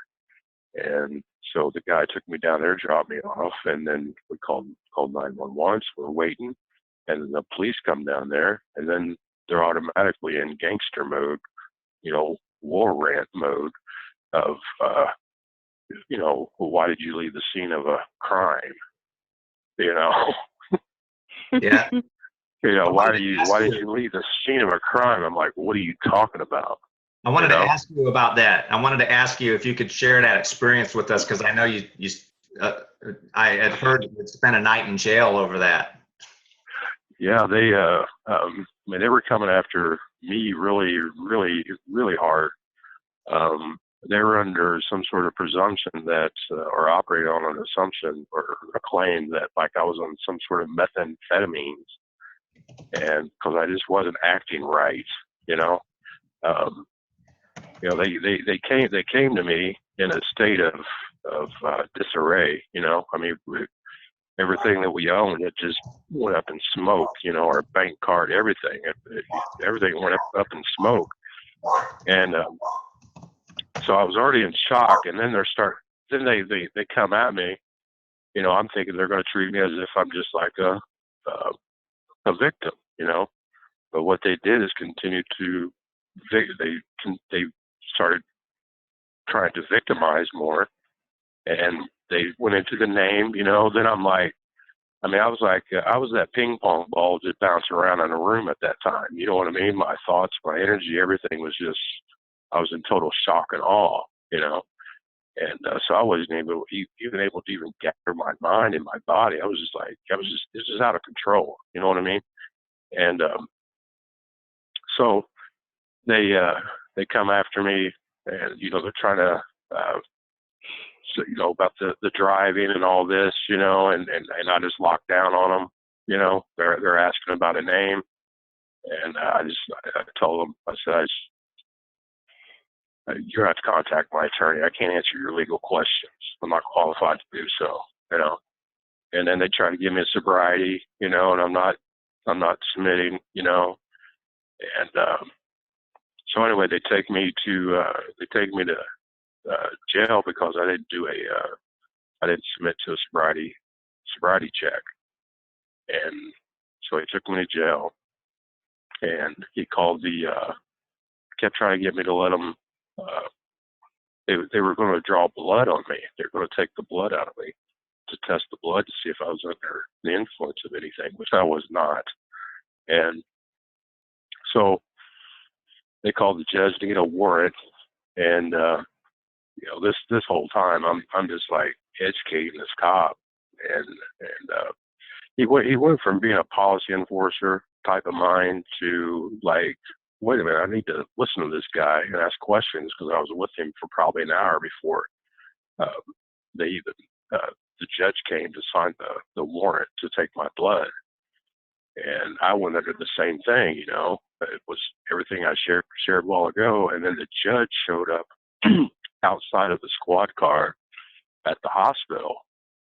And at this time, the guy is operating under the assumption of Raj Kosmak, and that's the name that he has down on the warrant. Okay, and the judge comes and he's right outside the squad car, and he's getting ready to take the officer's word that he's an honor and went to sign it, and I'm yelling loud enough so that he could hear outside of the car, and I'm basically challenging, or not challenging, but telling the judge that there's no jurisdiction, there's no legal person in this car, you know, and just kept repeating that. We went inside the hospital. There was 2 officers, the judge, and 3 doctors. And these doctors are grabbing my arm like they're. And I said, you better make sure that you have authority to do this, because I don't consent. I don't accept you to stick and take blood out of my arm, you know. And he's like, well, they're telling us to. I said, well, where's the contract between you and I? Where's the agreement between me and you, that you have authority to stick a needle in my arm and take my blood out? I'm not agreeing to this. Well, we have an agreement with them. I said, no, I'm talking about me. I'm talking about me, who gives you the authority to suck my blood out of my body. You know, and of course the judge says, the state of California. I said, well, where's this person at? Where's the state of California at? Because evidently they have some sort of presumption. They think they have some sort of authority or some sort of contract or some sort of agreement. They're assuming that they can just tell you to come in here and suck the blood out of my arm. And I'm not aware of any sort of agreement with that. You know, well, you're in America. It's an automatic agreement. You know, so you know, they were gonna restrain me, and I told them, I said, I'm not here to fight you guys. I'm not here to fight you. I'm not gonna resist, but I'm gonna tell you right now that you are breaking the commandments out of the Bible, all 10 of them, with everything that you're doing right now. And they went ahead and they took the blood, and then took me down to the police station to book me. And of course, you know, you got the booking guy. He don't know anything that I've said, you know. And so they go ahead and book me. Samia, and I don't even know what the charges were. There was like 4 or 5 different things. I don't even know what they were. I never even looked them up or anything. Raj, what name did they book you under? Because you're not giving any name there. What are they need a name to book someone. Well, he was asking me, you know, the cops asking me how to spell it and all this stuff, you know, to spell his name. And I'm like, I don't, you know, when were you born? I don't know. I don't remember it, you know. Where are you from? Well, I'm not from this planet, that's for sure, you know. And, you know, just play that little cartoon with them, you know, and they got my phone. They got my cell phone. They went on my Facebook. This is what they did. So that's how they got the spelling was off of the Facebook, and they booked it.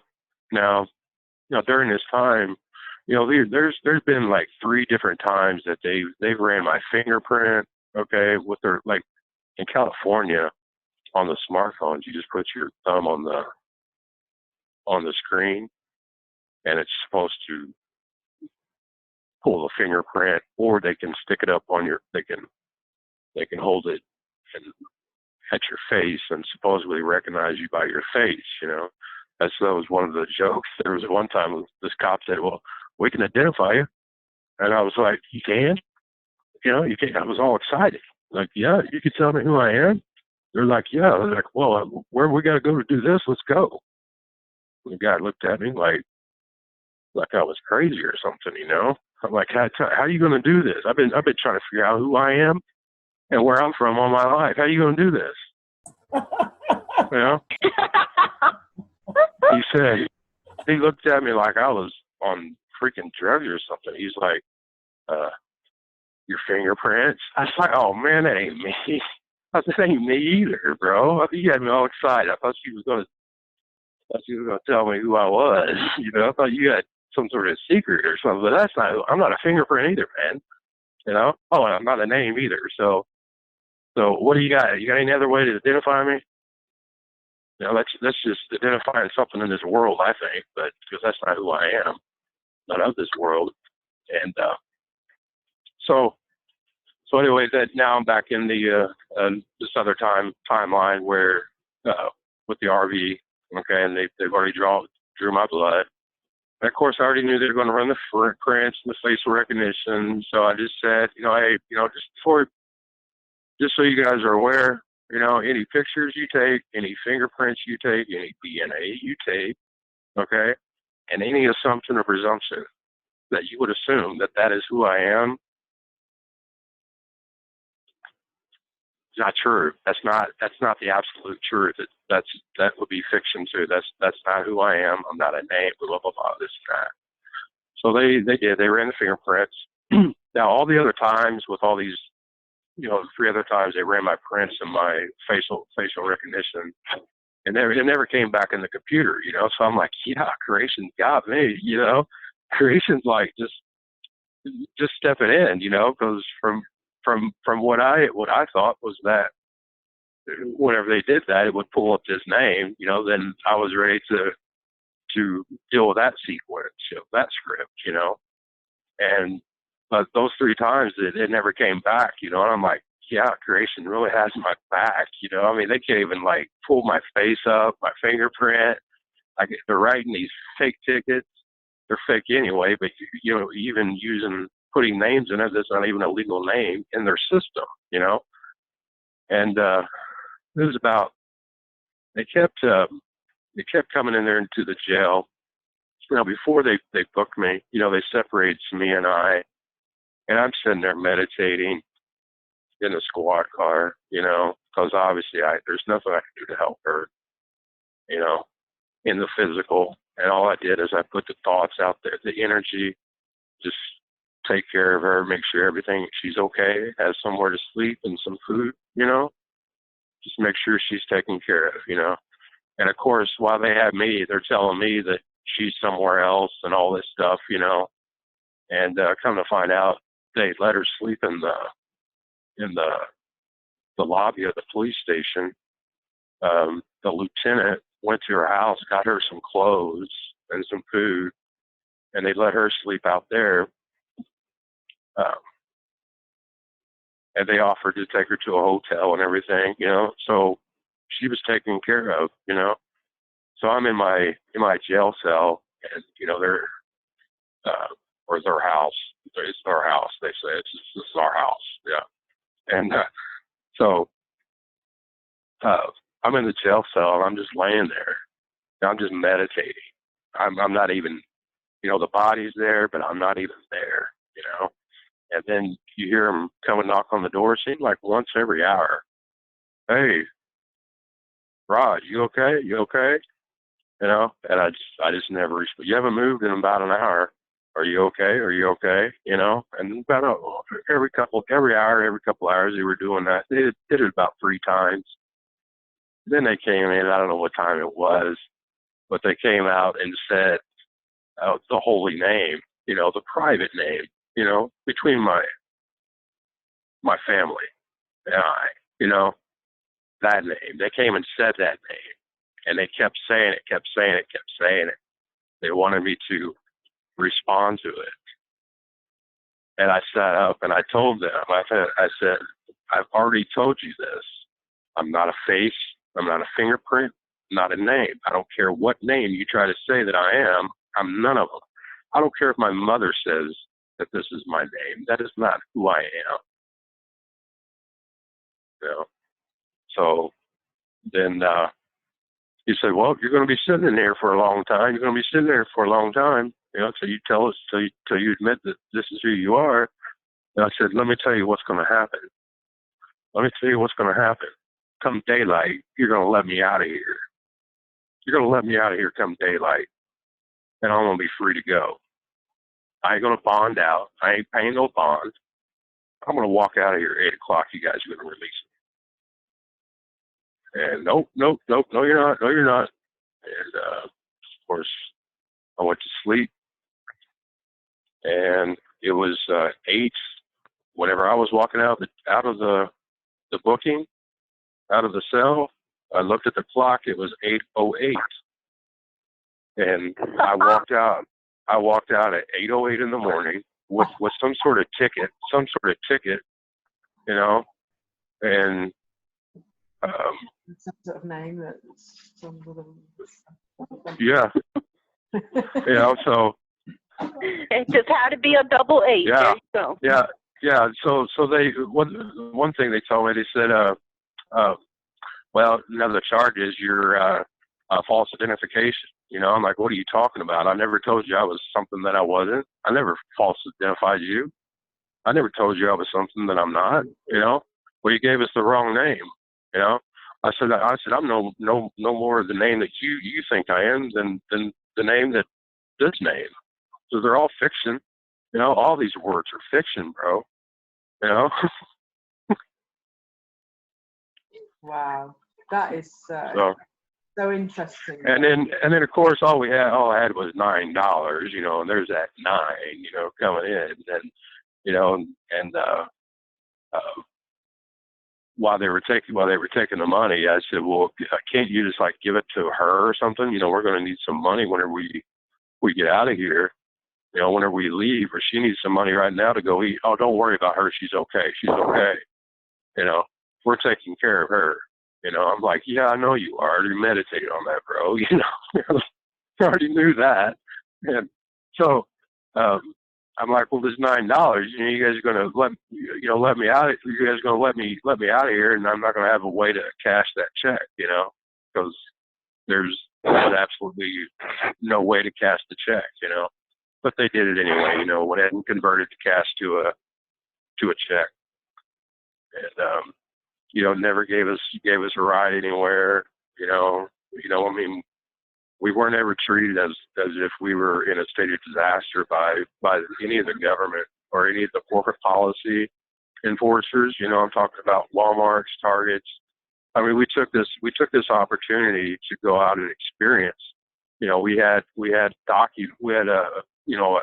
official docked mine on the Red Cross. You know, we're in a state of disaster, so you know, I'm active. I go out and do stuff. So I walked into these corporations, and you know, I can throw a spell. I can cast a spell out to them and say, yeah, I'm a Purple Heart recipient. You know, blah blah blah, this and that. You know, I'm in a state of disaster. I'm hungry. Okay, I can't get any food. Right? Can you just feed me, Walmart? You know, I've been shopping. You know, I've been shopping with you. My family's been shopping with you for eons.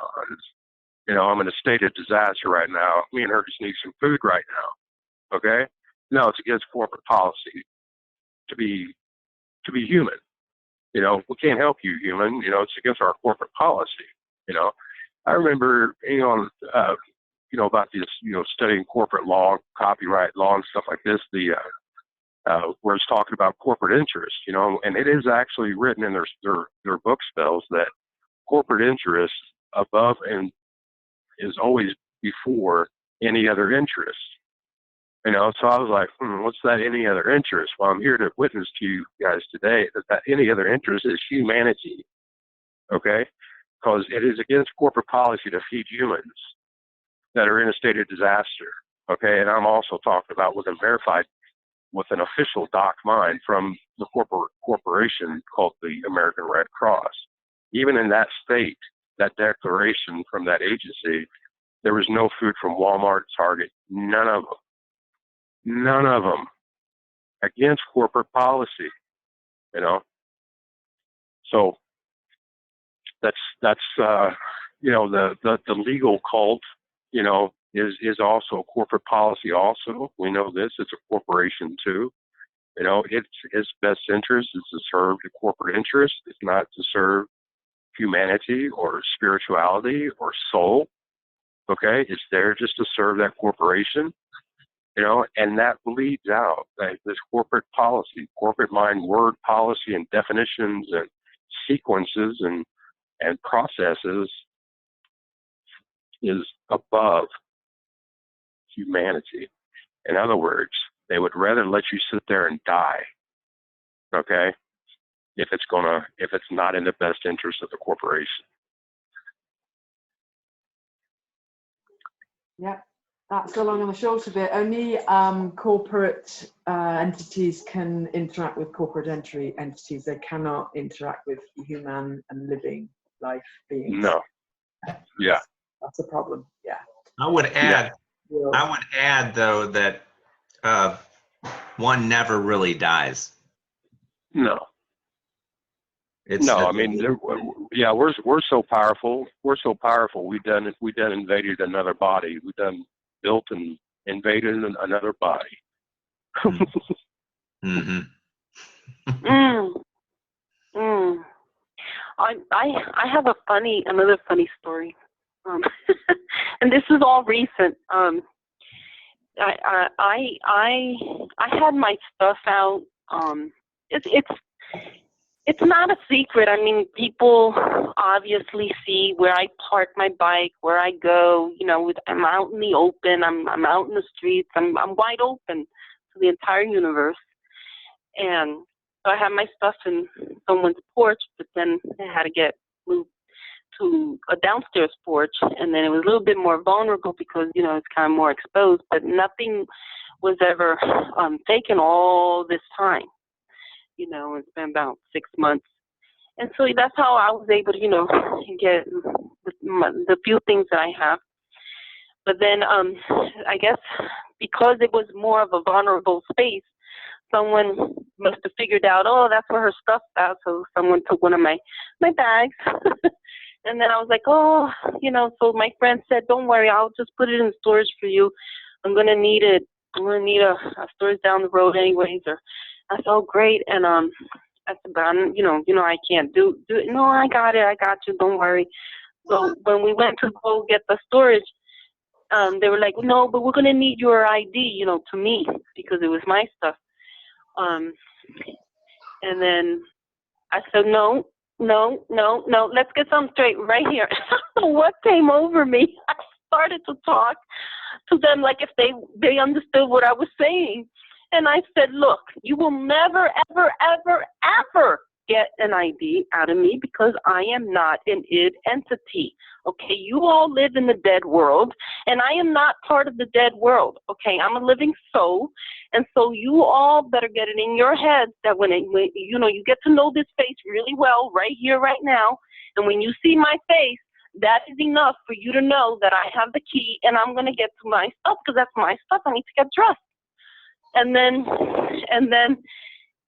they just looked at me all stunned, and they were quiet for a while, and then they were like, okay. And I said, you know, that's the perfect answer. It means you're open to creation. Thank you. And that was that. Yeah, there you go. Wow.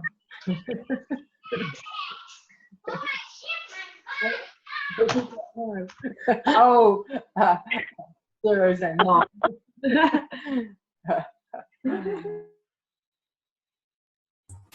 Wow, this has been quite the night of sharing. Thank you so much. Yeah, that's been absolutely fantastically fabulous.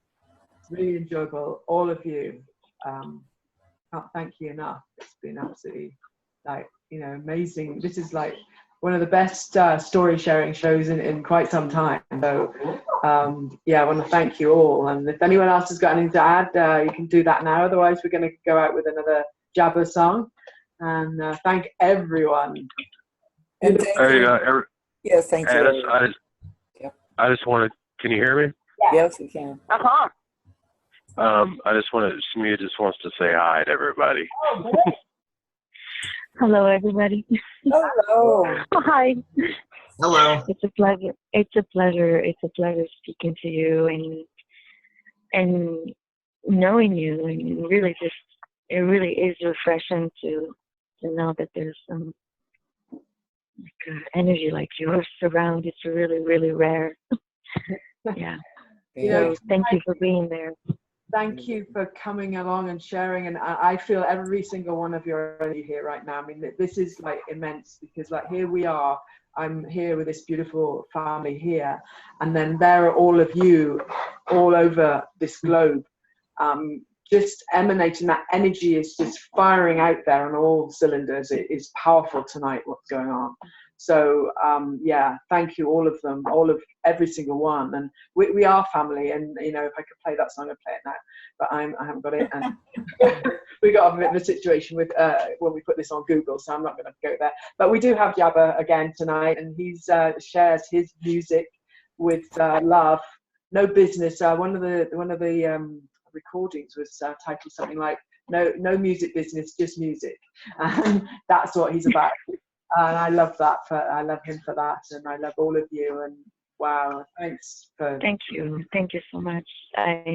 Yeah, thank you, and thank you for everything you're doing. It's really amazing. Thank you. Thank you, Samia. Pleasure. Thank you. Here's Raj. Thank you. Yeah, Charlie?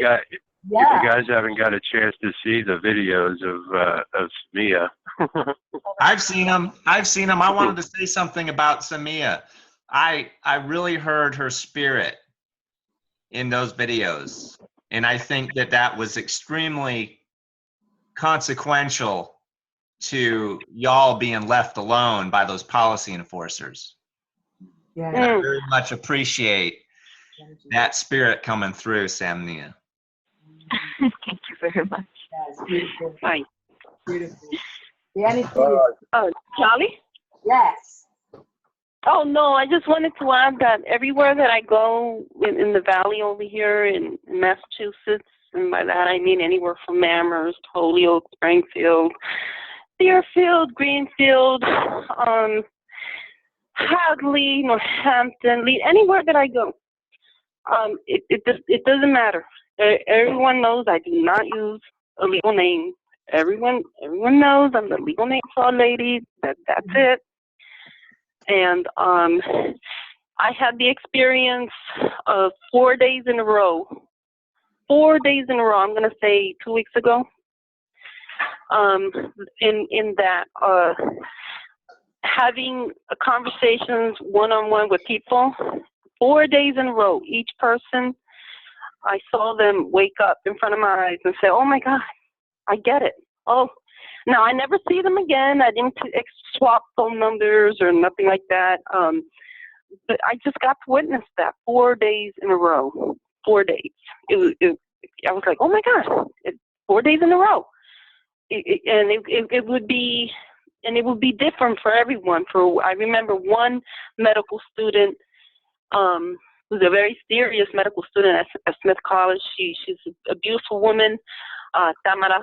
She is also from the Caribbean, and she was just outstanding with the information that I shared with her for like 2 hours, and she was just like, "Oh my God, I now get the whole piece on the animal kingdom. As of right now, will never eat meat or fish ever again." You know, and she was very deep into her spirituality, and she claimed herself to be Jewish. And then she goes, "No, I'm going to look into it. Can you send me the link? Send me everything." And I'm like, "Yeah, no problem." But it was 4 days in a row like that. It was just amazing. Great. That's really, really good work. So everyone is doing what they need to be doing, and it's beautiful. Everybody, it's fantastic. So, yeah. Raj, Debot. Huh? Hi, Raj. It's Debot. Did you reach Trisha and Erica? Oh, we got hung up with this bus thing, so we're almost to San Francisco right now, and then from San Francisco we get on a Santa Rosa. Okay, but no luck on a phone number yet, huh? No, not that I know of. No. Okay. No, I know that I had messaged her, and I checked this morning, and she hadn't been active on Facebook for over a day. So. Okay, I'll try again tonight. I have the number, but I don't have it now. Yeah. I'll keep working on it. We're good, bro. Yeah. Deepa, I want to thank you for all the many people you help at this table. You really have made such a great difference to so many of us. Thank you. Thank you for standing in Thank you, Deepa. in your own way. Yeah. We're all doing it our way, and you're doing it great. Thank you. We're all together. I'm just a catalyst for all of us to help get together further. Yeah. You sure are. You're doing Really appreciate you. Mhm. Yeah. Thank you. Yeah. It could be very easy that Sri and I could just make a phone call. Either would be in Iceland or Chicago or Morocco, real easy, But I've committed to. I've gave a word to or a sentence to somebody. I sentenced myself. I told other B's and we's that, hey, come up here and we can all get together. We can all get together in a calm, casual environment. Make some money. Out in the middle of nowhere in nature. Come up here and we'll just all connect. We'll charge up. We'll take all the currency of this harvest right here, and then we'll use it to perpetuate ourselves forward. Yes. And then the fire happened. And it was like the easy button was just to call home and boom, we're gone. Mm-hmm. But I know that there's other me's and we's that were looking to bridge to Sami and I and with our RV, and I couldn't just leave them stranded. I didn't want to do that. And it wasn't we wanted to experience the whole full experience. To teach us these things that we need to be aware of, and experience has always been my master teacher. And so we've held here, because there's other me's and we's that are coming, and there are people that are standing in truth also. So, Devon, I appreciate it. You helped keep us here. You helped keep us here, and that's the beauty of this thing is this isn't about money. This whole thing isn't about money. It's not about people worshiping anybody or any mind. It's just about us all being together, just in benevolence, And nobody's suffering from our family. Exactly. Yeah. So I appreciate you giving us some of that energy, because it's and now we were going to go out in the mountains and just go and stand and wait for other people to come up and offer us these jobs and things like that. And it's just Devon, I never knew about you. I never knew about any of these other people in California until this event happened. I mean, we drove right by you. We drove right by Santa Rosa. You know what I mean? And so they were driving, and our RV transcends right before and all of our belongings. Everything just transcended right there on Shasta Mountain. It just went up in smoke. All the energy is out there now. I'm like, well, what's going on with this? What's going on with this? Well, it just, third time, when I see the Trinity in something, when I see something hitting me 3 times, like bam, bam, bam, knock, knock, knock. Okay, the Trinity's there somewhere. So that's the you, and then the synchronicity with Trish and Erica. It's like, oh, the RV, like, you weren't supposed to go up here. You're supposed to go somewhere else. You know what I mean? So just being quiet during this time has been a real challenge. And even like now, I mean, energetically, I mean, we're just vamped. we're just absolutely just vamped on energy, just sustaining and even trying to charge up. It's just like it goes like Iris said, it's a ping pong. When you get thrown out there, out of the system, out off grid, you are in a ping pong. Yes. Most of the time, most of the time that Sami and I spent, okay, wasn't healing. It was just jumping through all the documents, all the hoops, go here, go there, talk to this person, talk to that person, you know, oh, you got 4 hours to go get a pair of shoes, you know, and after 4 hours, because I didn't have any shoes on while I was in the RV, so I was like walking around without any shoes in Walmart and all this stuff. They didn't care. But anyways, like, you know, finally the Salvation Army gets the free stuff. Everybody gives stuff to them for free. You know, finally they give us these vouchers and say you can go get shoes, but you only have 4 hours. You only have 4 hours to go and get them. You know.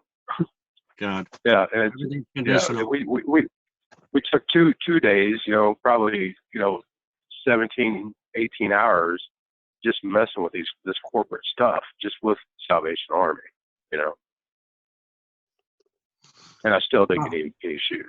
The system is pathetic how it treats people. It really, really, it is pathetic. And well, I have an intention I've sent towards Bird and Eagle.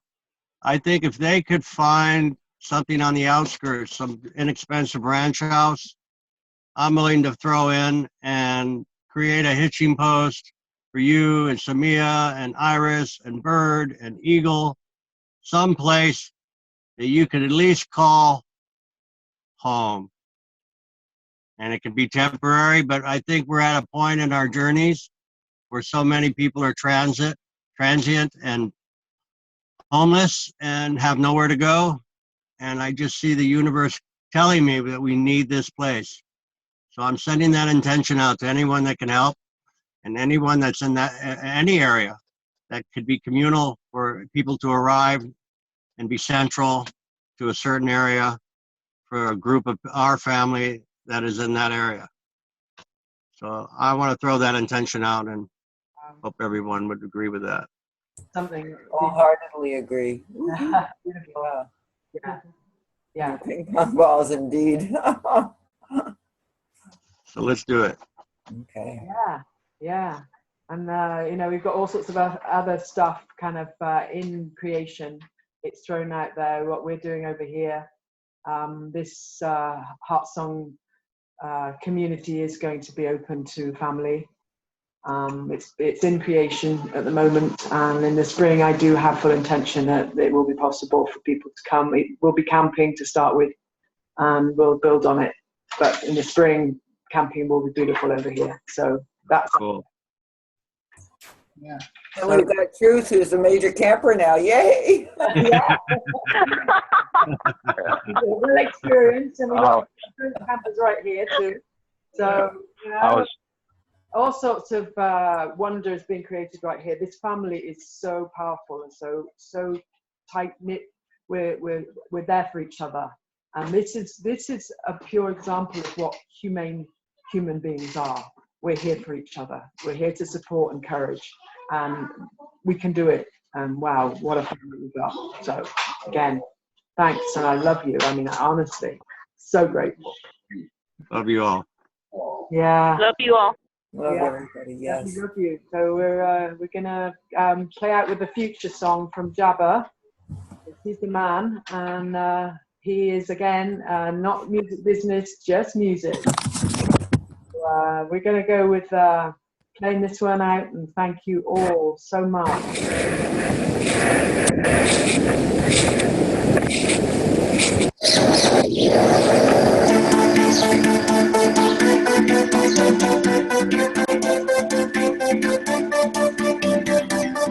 No one can look so far. No one can pretend the future. Wrong. Still a one step from us. No one can bring the stars. Half of the workers use a telephone yet. And over here a new generation born with internet. Facing a mass revolution that they call progress. Live for the old and on the workless. Less responsibility, no more offices. As a workspace, this is what you're facing. Facing, embracing, mixing all our races, shifting all our forces. You are ever treading on these courses. No one can look so far. No one can pretend the future. Still a one step on Mars. No one can bend the stars. New world order. A new world order. A world where the rule of law, not the law of the jungle, governs the conduct of nations. When we are successful, we will be. To find resources in outer space. Have a microchip stolen and your heart replaced. Robotics modified genetic codes. Without no disease, time to switch on digital mode. If you are immigrant to the second world, a stranger to its customs, rules and verb.